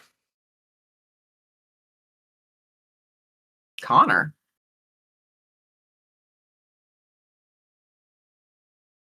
She's gonna kind of hide behind the door that she entered in, but like leave it cracked to see if she can like see what's going on.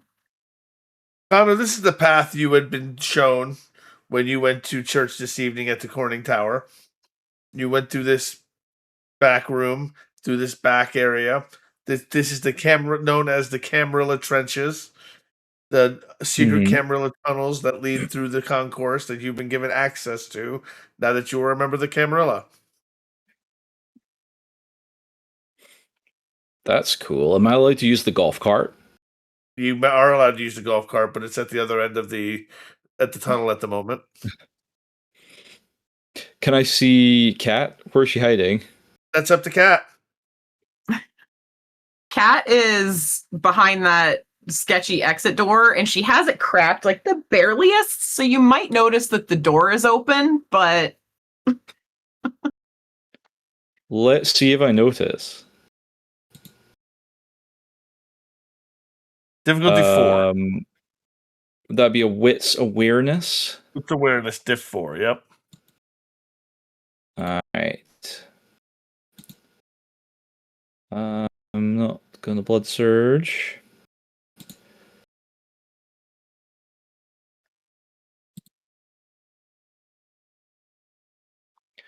Nope. I don't see. Do not see. Connor kind of sighs to himself and starts trudging down the corridor in the direction of the exit. As Connor exits, what does Kat do? Kat's just waiting. Kat's waiting where she's been hidden, and she's trying to see who's coming and who's going. Eventually, it dings again, and a door opens, but it comes down from the 38th floor, and Patch steps out.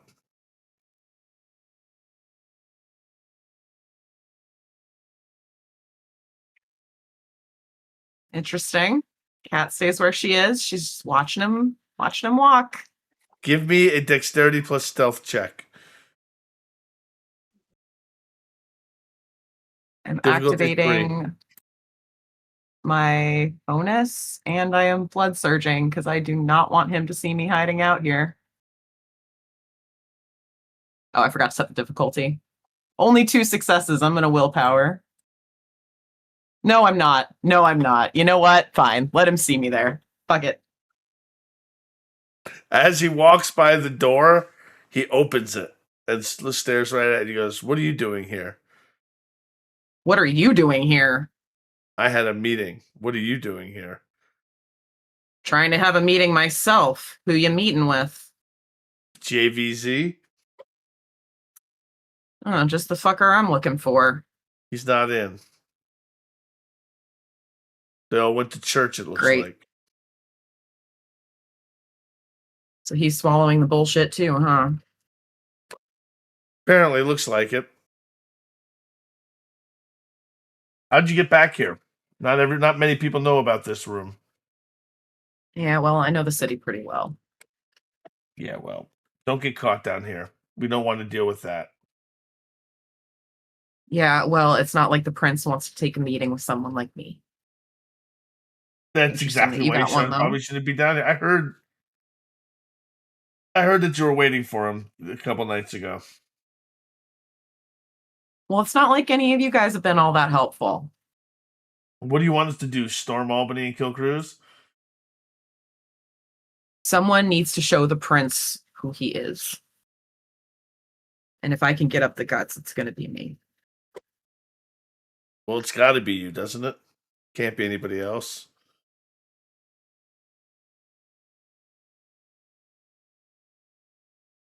Whatever. If he's not here, I have no business being here either. And she turns to leave. Come to the casino tonight. Bring a coterie. Why would I ever step foot in the casino? Because it's about the only place you're not going to get mobbed by the paparazzi tonight. Mary won't let it Yeah, happen. and how do I know I'm not going to get mobbed by someone else? Because Mary won't let it happen. Yeah. I trust Mary O'Reilly about this much. Well, at least I trust her to keep her word. She's trying to keep the peace. Why? She's trying Why? to keep the peace. I don't know why. Peace is good for business.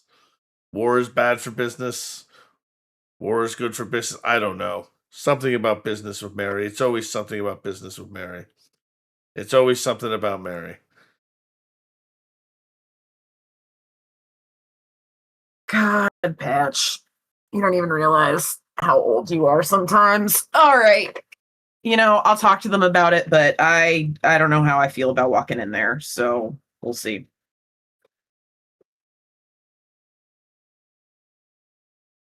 Good. He kind of gives you a smile and then walks out, and it's not a Patch smile. Give me a wits plus insight check. Difficulty 5. Oh no, my wits are so bad. I'm not an insightful person.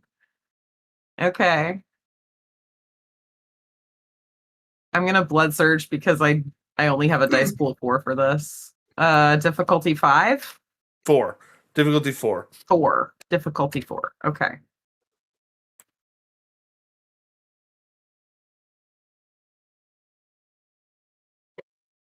That wasn't Patch.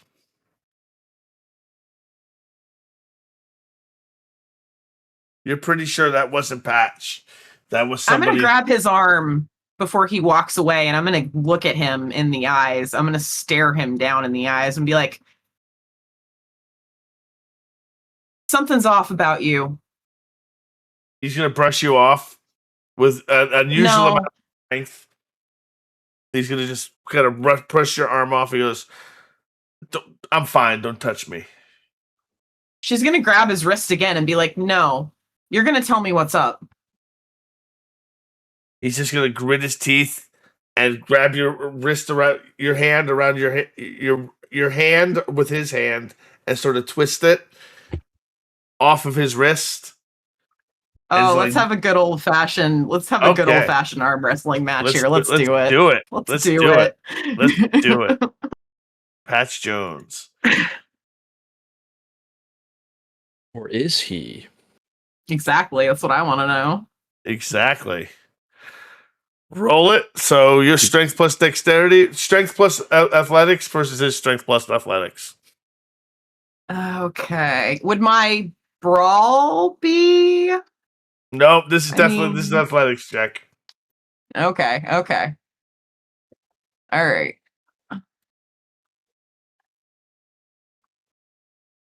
Surging. What's my? Oh yeah, it's a testis. Yeah. Okay. Here we go. Hungrier. Let's do it. I'm gonna willpower roll that. Well, I guess I'll see So what is he rolls he. first. So is he. Oh, willpower roll for sure. Okay. You got up to 5. I got up to 5. Okay, so nothing happened. What happened? No, mine didn't go through. It's rolling still. Yeah. It's still going. We're on the edge of our seats here. Who is this fake Patch? 4 successes. So he does not let go. He's like, let me go. No, not until you tell me what the fuck is going on here. I have business to attend to. You need to leave me be. You're not Patch. You're right. Patch I'm would not never Patch. tell me, I got business to attend to, leave me be. That's not something Patch would ever fucking say. Who the fuck are you? His smile begins to get very wide. She's gonna clamp down on his wrist even harder. And his hand kind of like shrivels away in your hand, leaving only leaves and twigs in your grasp. What the fuck is this?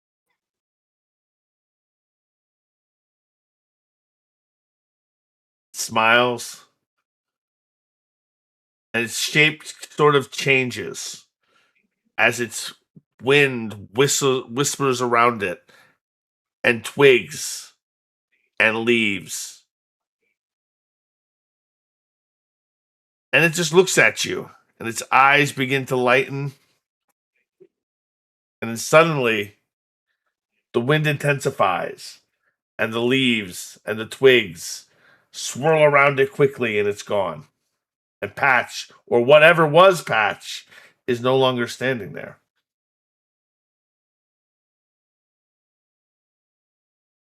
That's literally just holding a pile of leaves and twigs in her hand and just like staring at the spot where it was. Like, what the actual fuck?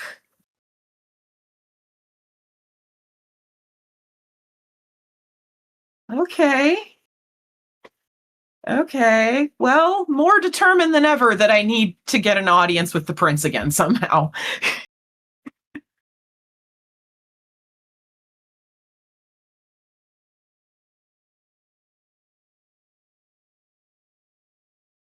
Then there's a ding. And the door opens. And Patch steps out.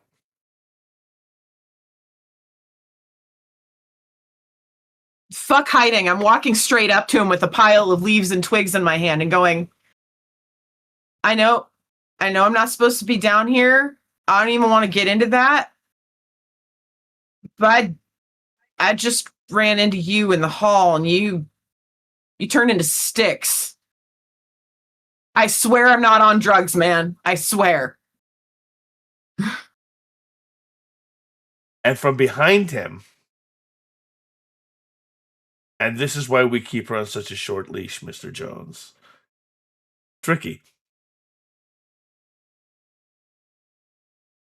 I'm rolling my resist blood bond check because I will punch him straight in the face if I can. Go for it. All right. Difficulty 4. Difficulty 4. You Shoot got him it. in the face. Go for it. Yay! Oh, you mother! She's literally just gonna shout, "You motherfucker!" And she's going straight for him. Strength plus brawl. Strength plus brawl. Yep. Oh, Versus his man. dexterity plus athletics. surging.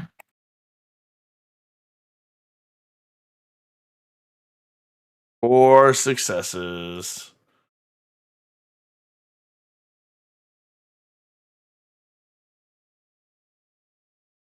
Oh no. Willpowering.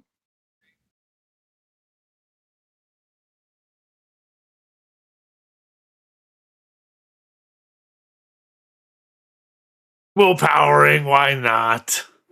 Steal this Are from you you. willpowering too? Damn it, Zed.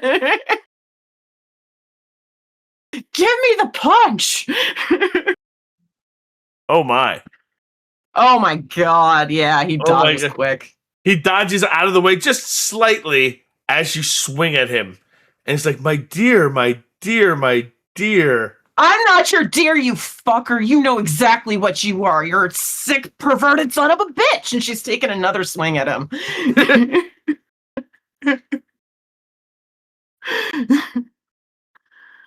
All right. Brawl. Strength. I'm not going to blood surge this time because I'm already at hunger 3.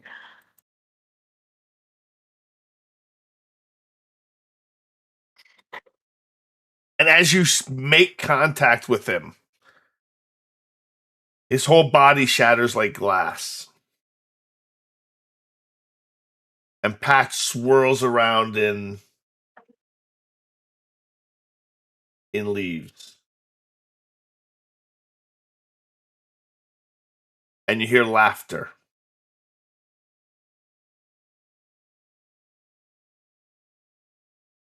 Cruz falls to the ground, shattered. And the laughter ends, and you find yourself standing in the empty elevator.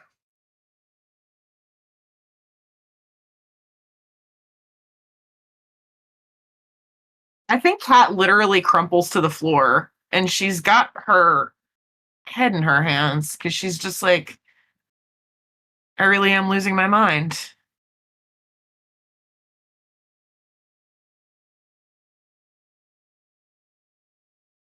That's when you see her in the elevator with you. A woman, blonde haired, thin, Seraphin Halperin, the Malkavian of Troy.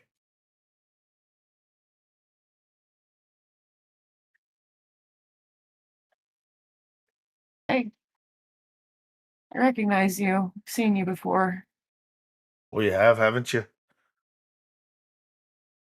You're seeing things, Yeah. aren't you? People always see things around me. Lovely. You see Patch? Many Patch times isn't over. Patch. Patch isn't Patch.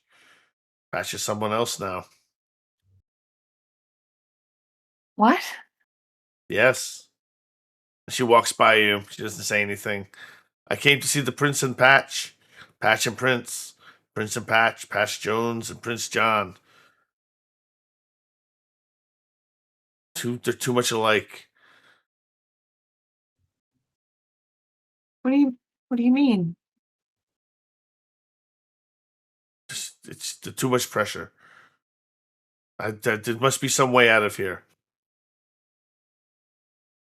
Out of the elevator? Yes, please. I gotta go. And she hurries past you. She runs past you. Can I chase after her? Like, just please stop. I don't know what the fuck I just saw. What are you talking about? Can you just explain it to me, please? I'm sorry. It's my fault. It's my fault. You see what you see. I can't control it. I don't. It's fine. I know we all have our own weird, fucked up shit, but what do you mean that Patch isn't Patch anymore? Patch isn't Patch.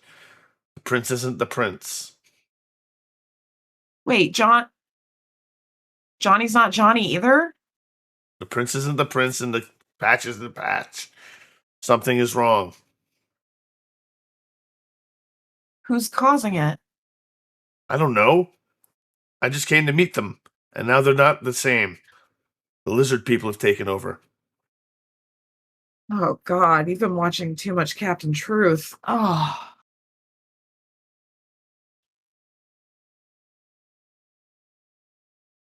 I don't understand.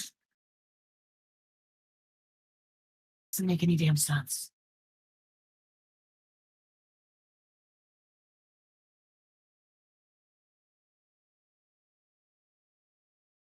Look, will you just here? And she like takes a crumpled receipt out of her pocket and writes her phone number on it and like hands it to her. And she goes, look, please, I need to figure out what's going on here. And if you can tell me anything, please, will you call me? Oh, well, I'll call you. I'll call you. I'll call you. And she just walks away. And she starts repeating the number back and forth. And the night slowly comes to an end. And invitations are released that Mary O'Reilly on the next night is holding a gathering at the Rivers Casino in Schenectady. The coterie itself has been invited. Patch has been invited. Many people have been invited. I would like to start everyone off with a rouse check, please, for the new night. Give me a rouse check. Oh, look at Kat. Kat's thinking about staying home and washing her hair.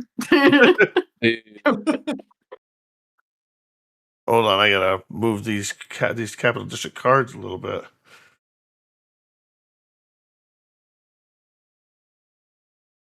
There we go.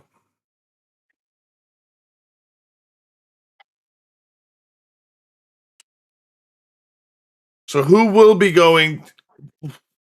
What? I'm sorry. I'm stumbling. Oliver.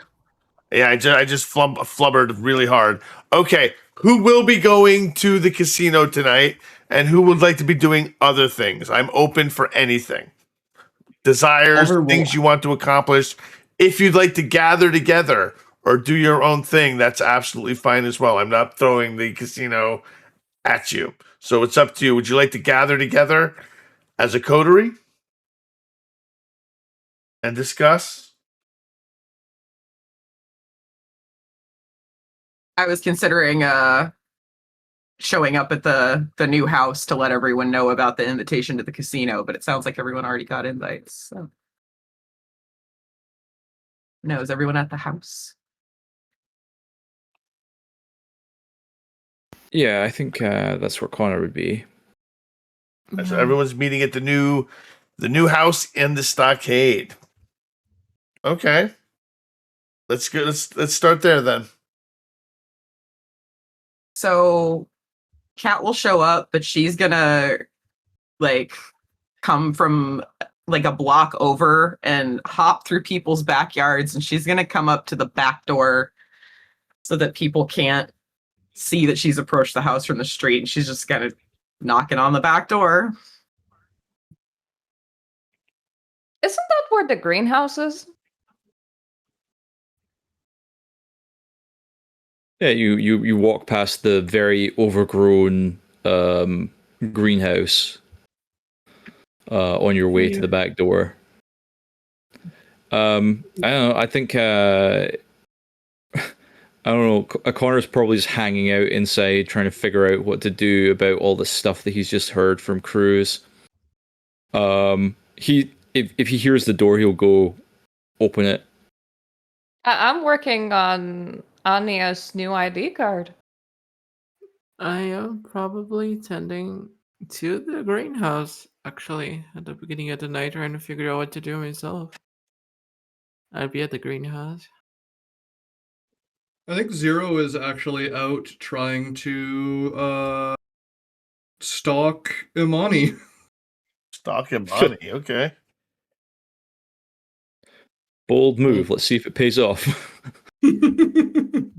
think Oliver's probably at the stockade, like finally taking a look at it and figuring out what needs to be done to get it to be where we need it to be.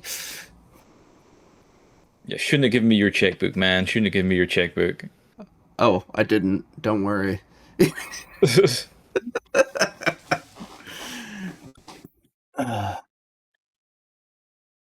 You're hungry. So Why don't you start us off with your hunger, and what do you do when you get let in? Probably just tapping her foot because she's extremely hungry and extremely anxious, and she's just, hey. what's up? And then I just, You okay? not particularly. Were you at the Corning Tower tonight? Yeah, I was there. Okay, so that part was real. What are you talking about? Come on. Hey, you haven't seen the new place yet. It's great. You're gonna love it.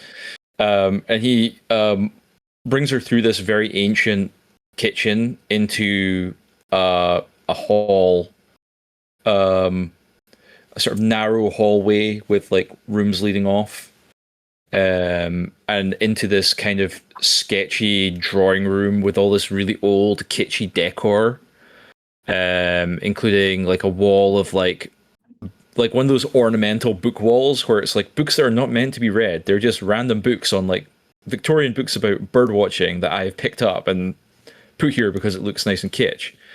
There's a bunch of Art Deco lamps, wing chairs, a fireplace which is not lit, and there is a stuffed Wolverine.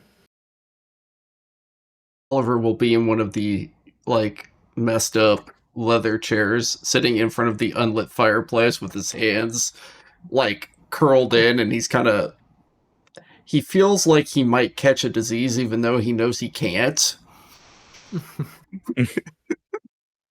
Kat's kind of strolling around the room and she's looking at everything and she kind of stops at the taxidermied Wolverine and she starts kind of like poking at its teeth with her finger and she's like, it's a nice place, I like it.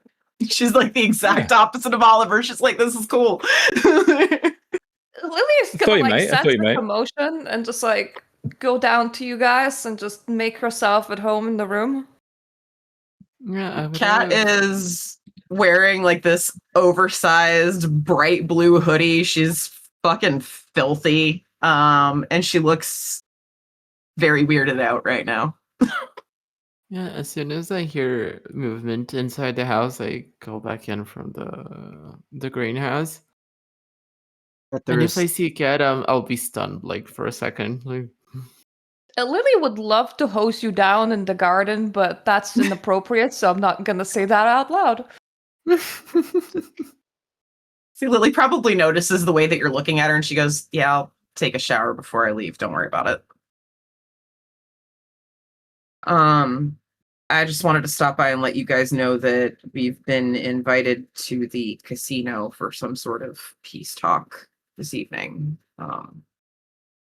I will not be attending. That's a bad idea. So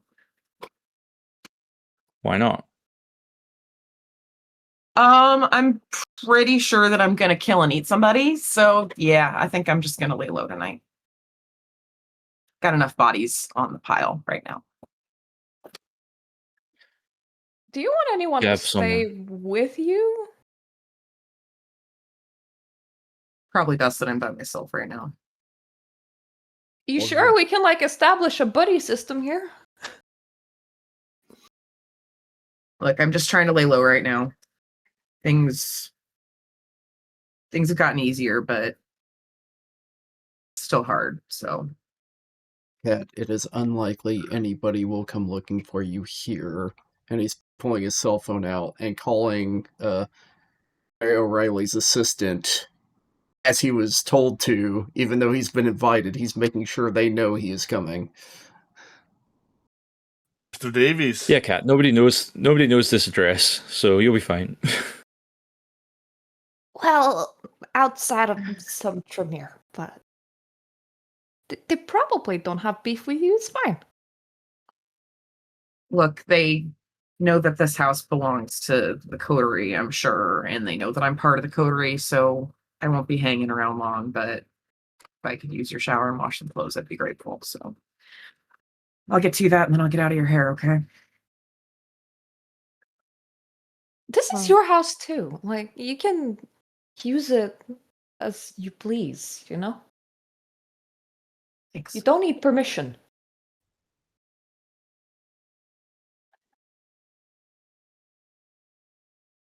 Look, it's best if I distance myself from you guys right now. Whatever's going down, it's pretty clear they're trying to pin it on me, so it's safer for all of you if you don't. They've already It's- connected all of us with you. Don't be a Yeah, martyr. well, you can always play it off as a bad decision.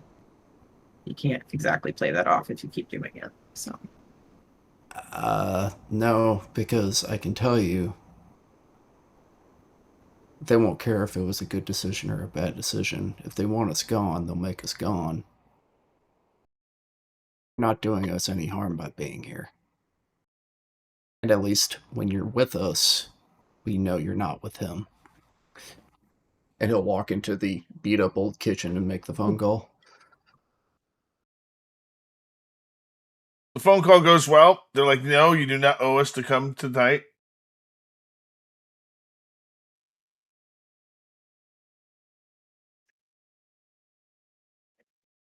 Anybody Well, else right, gonna come? Go ahead. He's just asking if anybody else wants to come. And Anya's like, she's very stunned at everything. She looks at Kat with one of those faces, like she's trying to find the right words to say something, but she can't. And then she just scratches her forehead a little. She looks at Oliver, and she just says, "I don't know if I should attend with Elizabeth, or if I should go looking for Beatrice. I'm not sure what to do right now. This is a bit overwhelming for me." Yeah, they are the Harpies. It's unlikely that an event of this size would occur without their presence. Yeah. I'm gonna call for a car. Anybody wants to come's welcome. I Hey, think heard it's from safe Zero. enough for me to come, so I'm gonna be going with Oliver. At least to observe Right. and to see what's happening. Kat, you sure you don't want company? no, it's fine. Like I said, it really is safer if you guys get distance from me. Okay.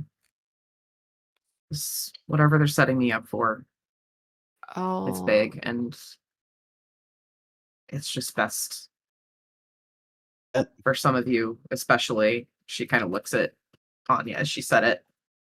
If we can't be tied together. Right. I found out some information tonight that you all need to know.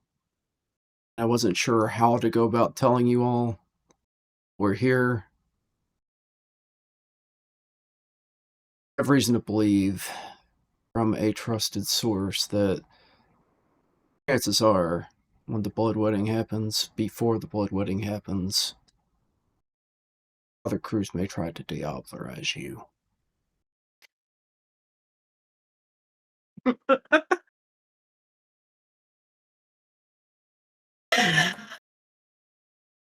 Which makes sense. Oh, I'm trying to tell everyone he's not Sabat. All right. Yeah. Great news. Cool. Do any of us have Looking forward Zero's to it. phone number? Yeah, I got Zero's phone number. I'm just gonna whisper to Connor, going, can you tell Zero to? Yeah. I shoot off a text to Zero that just says house meeting. Like the real world, San Francisco. Yeah. Zero will respond, kinda busy, be there soon. Is it important? Lily is gonna grab your phone and just gonna text urgent, urgent, urgent in all caps. Alright, Zero is on its way.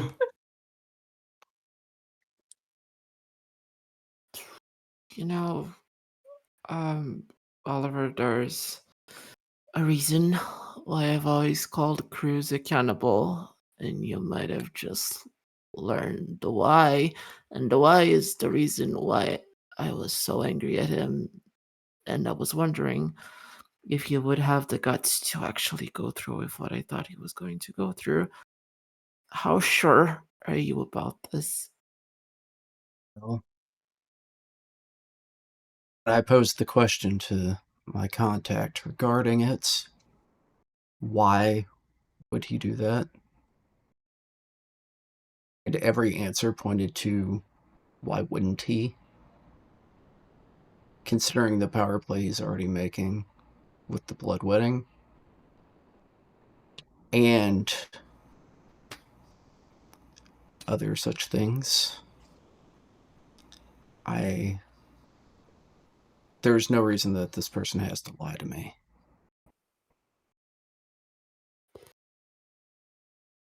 You can't trust Nodists, Oliver. Said anything about Nodists?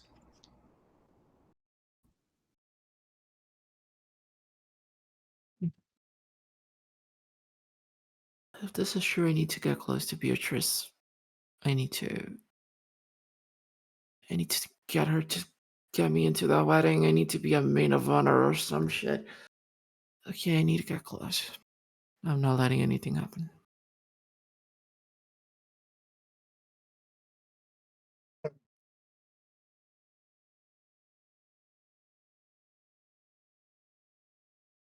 So, what's going on? Jesus. Hey, I Zero. wasn't even invisible that time. Every time. Every time. There's this frostbitten man suddenly in your view, walking in through the front door. You want to catch him up? So Oliver just told us that Cruz might be thinking about diablerizing Cat. Just a slow blink. He's going to. Which makes sense of why they would have tried to capture her versus just kill her. Yeah, that does make a little bit of sense. Well, that's fun. I wish I knew about that yesterday. Moving Yeah, forward.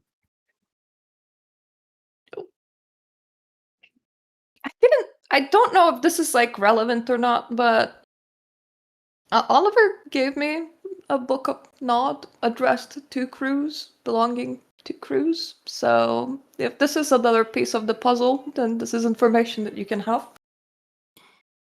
Cruz owns a book of Nod? Of course he does. Can't preach it, even if you're fake, without the book.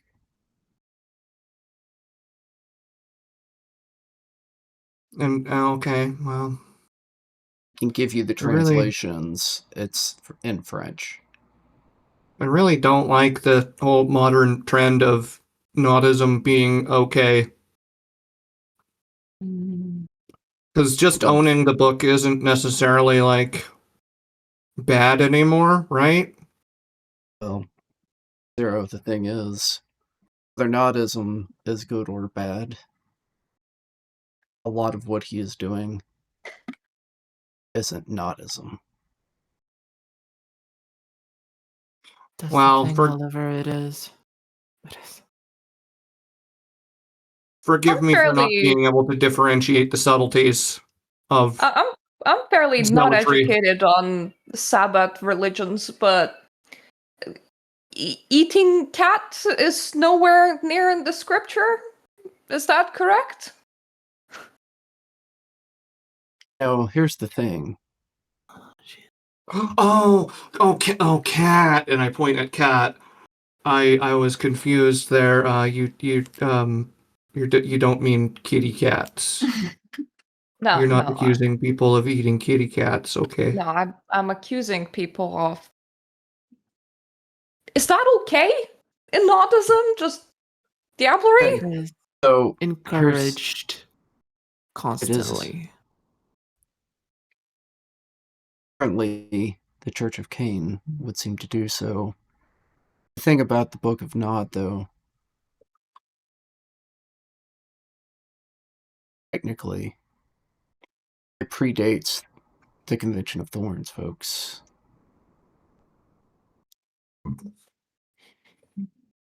Oh, yeah, I might have skipped that page of vampire history Okay. class. Can I tell a little story about why they think diablerie is so in right now?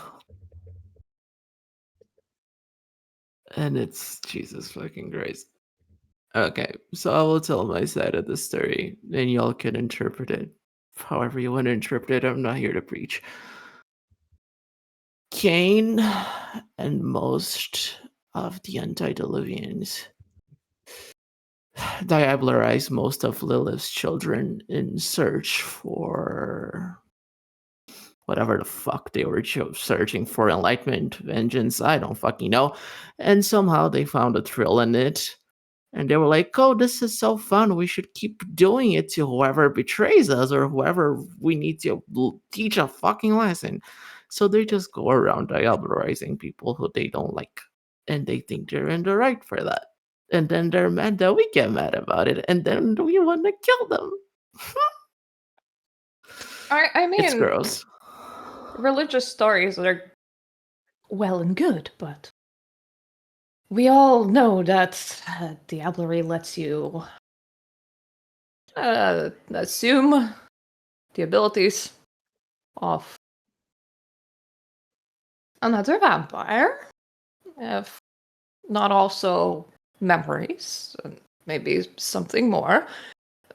There's plenty of reasons to do it, especially if you're seeking power. I don't think that we really need a mythological justification for it. Is that common knowledge? I would say so, yes. Yeah, Okay. I would assume that like diablerie is in New Vampire Manual 1-on-1. Yes, I would assume that what we're talking about is common knowledge. Yep. And the thing about diablerie is the same thing about bloodbonding. It's about power and it's about submission. They thrive on submission. They need you to submit so they can be strong. That's the Well, thing most about diableries nudism. are like fairly violent. I would assume you don't actually need to consent to being destroyed. Probably Not in nudism. can- Nudism paints a very pretty picture. Nudism seduces you. Nudism teaches you that you can be in control of your beast, and they seduce you into giving yourself to the leader so they can eat you. And you think that's a holy sacrifice. They pretty paint it as sure a pretty that we picture. could all discuss this for hundreds of years. However, the more pressing matter is cat.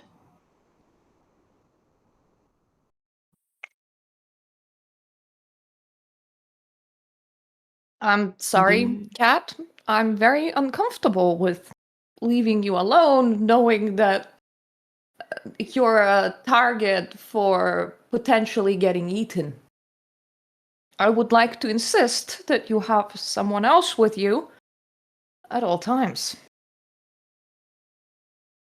I She feel like can Kat has trust. barely been paying attention to the conversation, and she like shoved those leaves and twigs in her pocket before she left the tower.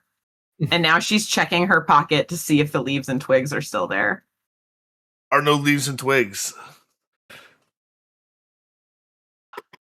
She kind of gives Lily like a dazed look, and she just goes, if I just stay here and take a shower and watch some TV, will you just leave me alone? I'll stay here, okay? There's a ring at the doorbell. Or Kat is around the corner with her rapid reflexes. Oliver will go to answer the door. There is an Amazon delivery, Pentex delivery driver. Essentially, Pentex. no, not Pentex, but an affiliate. Oh, you mean Amazon, like real Amazon, real yeah. life Amazon Yeah, affiliate? real life Amazon. Pentex affiliate Real life Amazon is at the door. Yes, real life Amazon is at the door with a very large dress box and a dazed look on his face. Oliver looks at him. Can I For help Cat you? Rourke. For Catherine Rourke. I'll give it to her. Oh, this bullshit again. I go up to the door like very. Okay, never mind me staying here. I'm out, guys. And she starts making her way for the back door. He hands the Lily's box. gonna like give a meaningful look to Zero, going, Zero? Is the package actually addressed to Cat, or is it? No, it just is not. That's what I thought. There's nothing actually on the box. I'll just go up to the guy with full knowledge that he's not gonna listen to me, and I'm just gonna say, okay, the first guy got ran over by a car. Do you wanna get run over by a car too, or do you wanna leave? He just hands the box, turns and walks back to the Amazon truck, gets back in, and drives away. That's what I thought. I pick up the box and I just take a look at it. On the box is a large monogrammed B. Oh.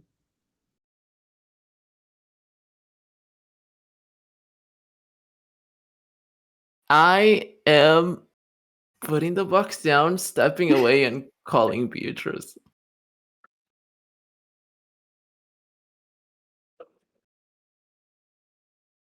Yes.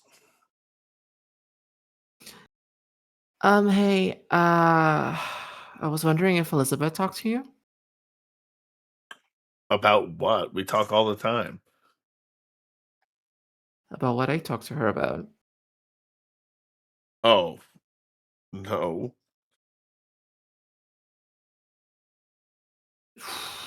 I know how the vendor decan room was vandalized a couple of nights ago, and it was one of the reasons why I went to talk to Elizabeth to warn her that it was coming, and it's coming to you. We need to talk, and we need to talk about your wedding. I mean it when I say I want to help.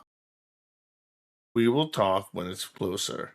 But did the package arrive yet? At your new coterie home? It did, and that's why I'm assuming she made a move and you're wanting to make another, and I can give you information on how to do it. I want to This is help. not a move. This is an actual invitation. Just open the box. Have her open the box. She's not coming by the place. I haven't seen her in weeks. We saw her this afternoon coming through the rear. We have flock cameras everywhere. Fuck, she was here? Oh, fuck, I didn't even... Oh, fine, she's not going to see the box. Can I take a look at the box? Can I see what the fuck Of it course, is? look in the box. It's a peace And offering. while on the phone, I look in the box. Inside the box is a dress. Clearly a bridesmaid's dress. I assume for a cat. Yes, for Cat. How do you even think you're gonna get her where it is? Cat, well, your phone rings. Who is it? Ricky. Oh god. Text You've or never call? you've never gotten a call He's from calling? this number. He's actually calling. You've never received a call. Rolling my resist. I don't trust Okay. this. I don't trust this. Oh, now I can roll. Okay. I am invisibly following Cat. Oh, did that roll? That rolled. You got a Hold on. bestial failure. No, that was 0. That was 0's roll. No, There it was goes this my blood roll. bond right above it. Oh, okay. It was delayed on my screen. Sorry. Yep, it's a bestial Yay! failure. So I'm going to answer the phone. As you answer the phone, you hear in very jumbled. It comes over every other word. Put dress on. Then you hear, no, dear. And then you hear Beatrice's voice. You can't hear him, but he's saying the dress is for you, dear. You've been invited to the wedding as our guest Go of honor. fuck yourself, Beatrice. My bond is to Ricky, not B. She can go fuck herself. Puts it back. He grabs the phone, and you hear, please listen to B.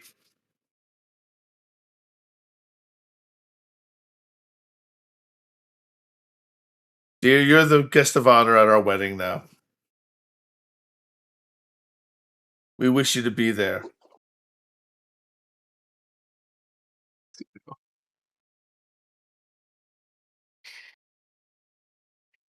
Kat was like just about to walk out the back door, but she walks back into the room and she like snatches the dress out of Anya's hands and then turns to leave.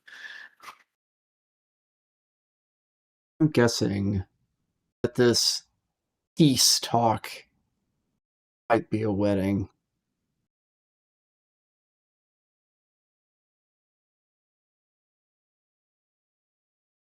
You hear on the phone, Anya, on your phone, the wedding is not for some time. How's it not for some time? This is just a dress. The wedding is in 2 weeks. Then why are you making her wear the dress now? We're not making her wear the dress now. We want her to have the dress now. Poor Ricky can't speak on the phone, unfortunately, though. Jesus.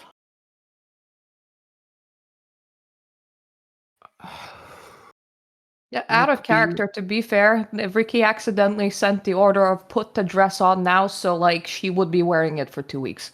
I was gonna say I'm already putting the dress on. That's what I Fair. interpreted Yep. that as. Yep. That's fair. No, that is totally I'm fair. gonna show up in 2 weeks in a torn, dirty, stained ass dress. Malicious compliance. Exactly. I'm gonna crawl underneath a nice deserted house tonight in that dress. That's all that matters.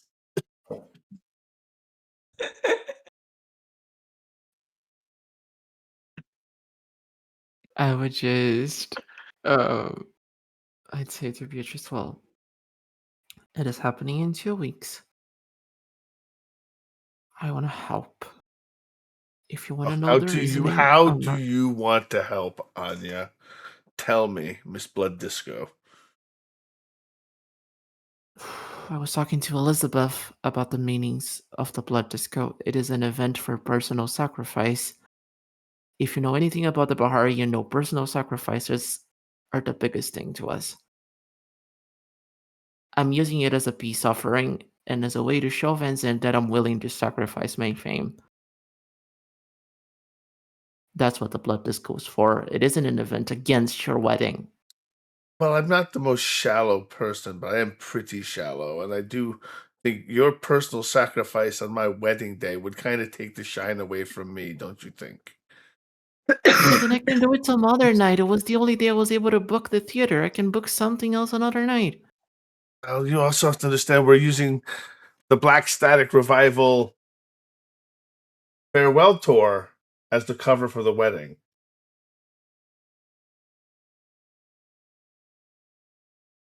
Look, Perhaps I we won't can have fit my your fame. sacrifice in. Yes, two sacrifices? Yeah, of course. Yes, we could. Yes, we could make it work. We'll plan. We'll discuss. You can talk to my Listen, Mr. Hugh.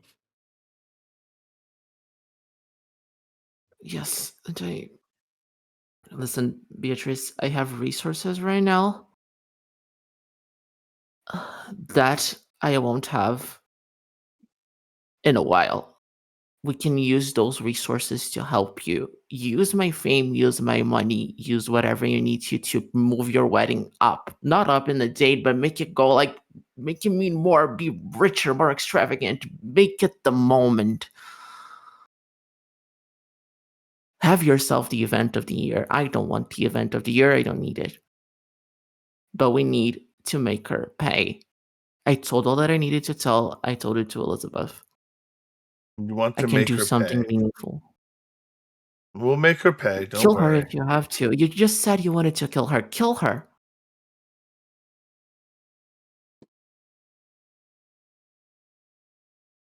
And if I You know, are a vicious little creature. You you are a vicious little creature, Anya. I believe we're going to be just wonderful friends.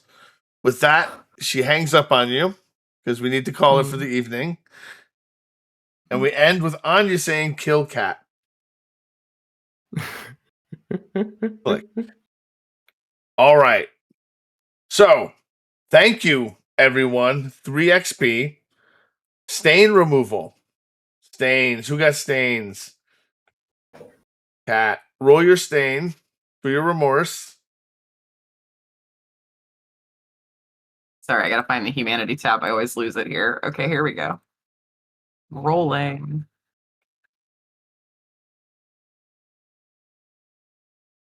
Oh Jesus. I'm really sad about it. Killed him. And Sad I'm really about it, but sad you don't about lose it. humanity. That's good.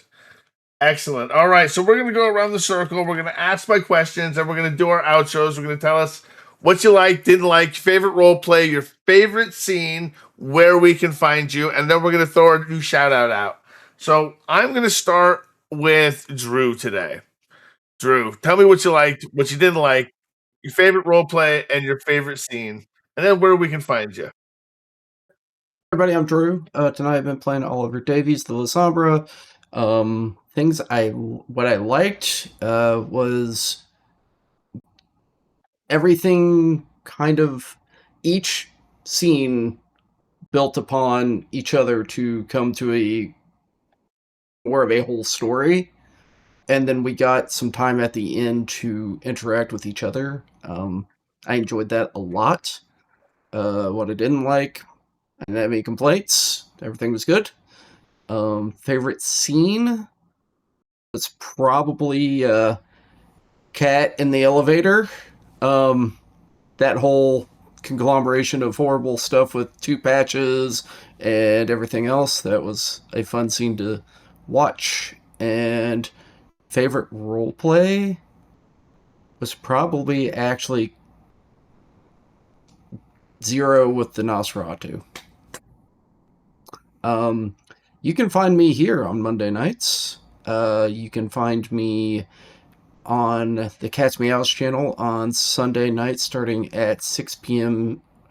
or 7 p.m. Eastern usually, playing Hunters Hunted, the Papal Conspiracy. You can also find me on Taking Time Bob later that night doing Pendragon, Era of the Boy King, and then wherever else they decide to let me in and have some good times. Thanks, everybody. Excellent. That brings us to Murta. Tell me what you liked, what you didn't like, favorite role play, your favorite scene, and where we can find you. There isn't anything that I didn't like. We're building up onto this like grand crescendo, so it seems, and the plot is pushing us forward, and I do kind of enjoy it. It feels like it's out of our hands. My favorite roleplay by far and favorite scene is Kat's going loopy with the Malkavian lady over there. That was so weird. Like, the corridor of infinite hallucination. I really enjoyed that as a scene. I can't wait for us to enjoy more things like that over time, I guess, as I assume that's not like a one-time thing that just happened in this session to never return ever again. You can find me on YouTube as Myrta000, and I also exist here. Excellent. Brings us to Joshi. Joshi, tell us what you liked, what you didn't like, your favorite role play, your favorite scene, and where we can find you. It was a good night as always. I liked where's my brain? The Infinite Hallway was great. I really liked Oliver and Mateo. Is it Mateo? I don't think it's Mateo. It's Mateo. It is Mateo. Okay. I like that scene too. Didn't like being falling asleep and having dumb, stupid body brain stuff. I'm here every Monday, and that's it. Excellent. Nachi, tell us what you like, what you didn't like, favorite role play, your favorite scene, and where we can find you. He gets. Okay, so favorite scene, I have to give it to the elevator scene with all the two patches and everything, and possibly a fae. I don't know if that was a fae or just Malkavian shit. Probably both. Or neither. I don't know at this point. But it was awesome. Everyone did so good. Everyone's vignettes was awesome. I loved having the scene with Alexandra. And yeah, playing with everyone has been amazing. And ending on Kill Cat was kind of funny for me. But yeah, I hope I don't actually screw everything up with the way I'm planning things. I hope it works. But yeah, I'm excited. All right. Davey, tell me what you liked, didn't like, favorite role play, favorite scene. Let's go. I really enjoyed the scene with Oliver and Mateo. I'm a big Mateo fan. I think he's one of my favorite NPCs. I like the whole kind of having a different slant on being an ex-Sabat Lasombra rather than, oh, let's just go join the tower and be like, cooler Ventru,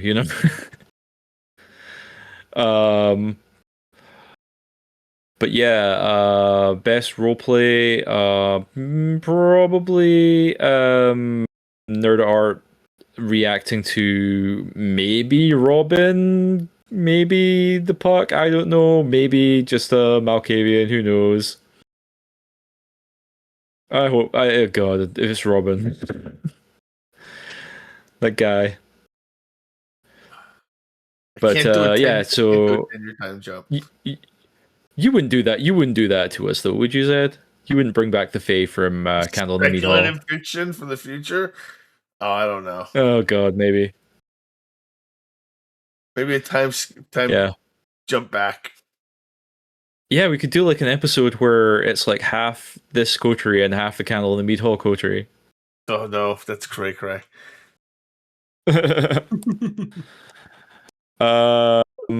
Yeah, so that's it, and you can find me on Blue Sky at Wurzbowski7, and I don't really have any other social medias or things that I do, so there you go. Excellent, and that brings us to Nerded Art. Chels, tell me what you liked, didn't like, favorite role play, favorite scene, where we can find you. I loved all of it. Great session tonight. It's great to be back at the table. I really enjoyed the tension of the first scene between Father Cruz and Connor, and just the like, is he gonna push him off the roof? Is it gonna happen? Because he's getting awfully close to the edge of that roof now. So that was fun. And I also really enjoyed Anya finally having the conversation with her sire that was long overdue. So those were great scenes. Nothing I didn't like.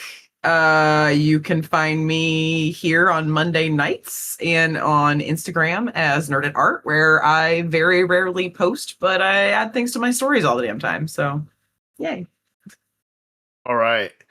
My turn. My scenes. What I liked, didn't like, favorite role play, and favorite scenes. What I liked is we got to do it. You know, I had a vacation and we missed a couple weeks. Felt like we were out of our groove, but everything got back together. And if you guys aren't on the Discord, you missed a hell of a week and a half on the IC chat. There was so much going on. You missed it. There's a lot. It's all It's really true. I good. vandalized the Vanderdecken room, guys. You did. It was great. Bought a house. We bought a house. We didn't get a boat though. No boat. But Not yet. That's season 2. that's season 2. What I liked about tonight's game was I really enjoyed the vignettes and how each one told a different part of the story. And we got a little bit of a Nosferatu meeting, and I wish I could have done more with the NPCs for you, Josh. But I wanted to get some NPCs out there, some NPC work. I liked Belinda; she was fun. Yes, she was wearing a bathing suit. We weren't going to go creepy or weird with just a naked Tremere. We're doing that, but I enjoyed every NPC for what they did. Mateo was a lot of fun. I think introducing the Karna, introducing some exterior stuff to the Chronicle, fleshing it out a little bit more was a lot of fun. World building. And now we know when the wedding is going to be. We know that Kat is supposed to be the main, guest of honor / maid of honor / maybe sacrifice. That's going to be a fun little thing to do. And then, and Alexander's all about this sacrifice too. Sacrifice is going to come from within. She's all about the sacrifice. So there, we got a whole bunch of sacrifice and red wedding stuff, plotting and planning. Should be good. And our next game, well, we didn't get to the casino, and I'm not going to stretch that, so we won't be doing that next game, but we'll be doing some other stuff. So let me find someone to raid real quick because Mortal Rolls isn't on. So where are we going? Where are we going? Yeah, Tone's sick. Big Damn Gamers. We're going to go to Big Damn Gamers, I think, yes. Well, actually, is there anyone on my stream team on? The new stream team. Let me take a look at that real quick.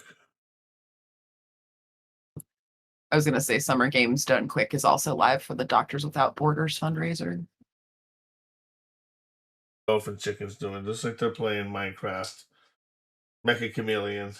All right, they're not doing tabletop RPGs. I want to do tabletop RPGs.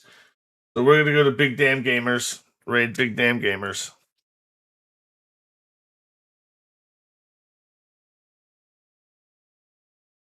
Here we go. And I will see you guys Right. later. Peace.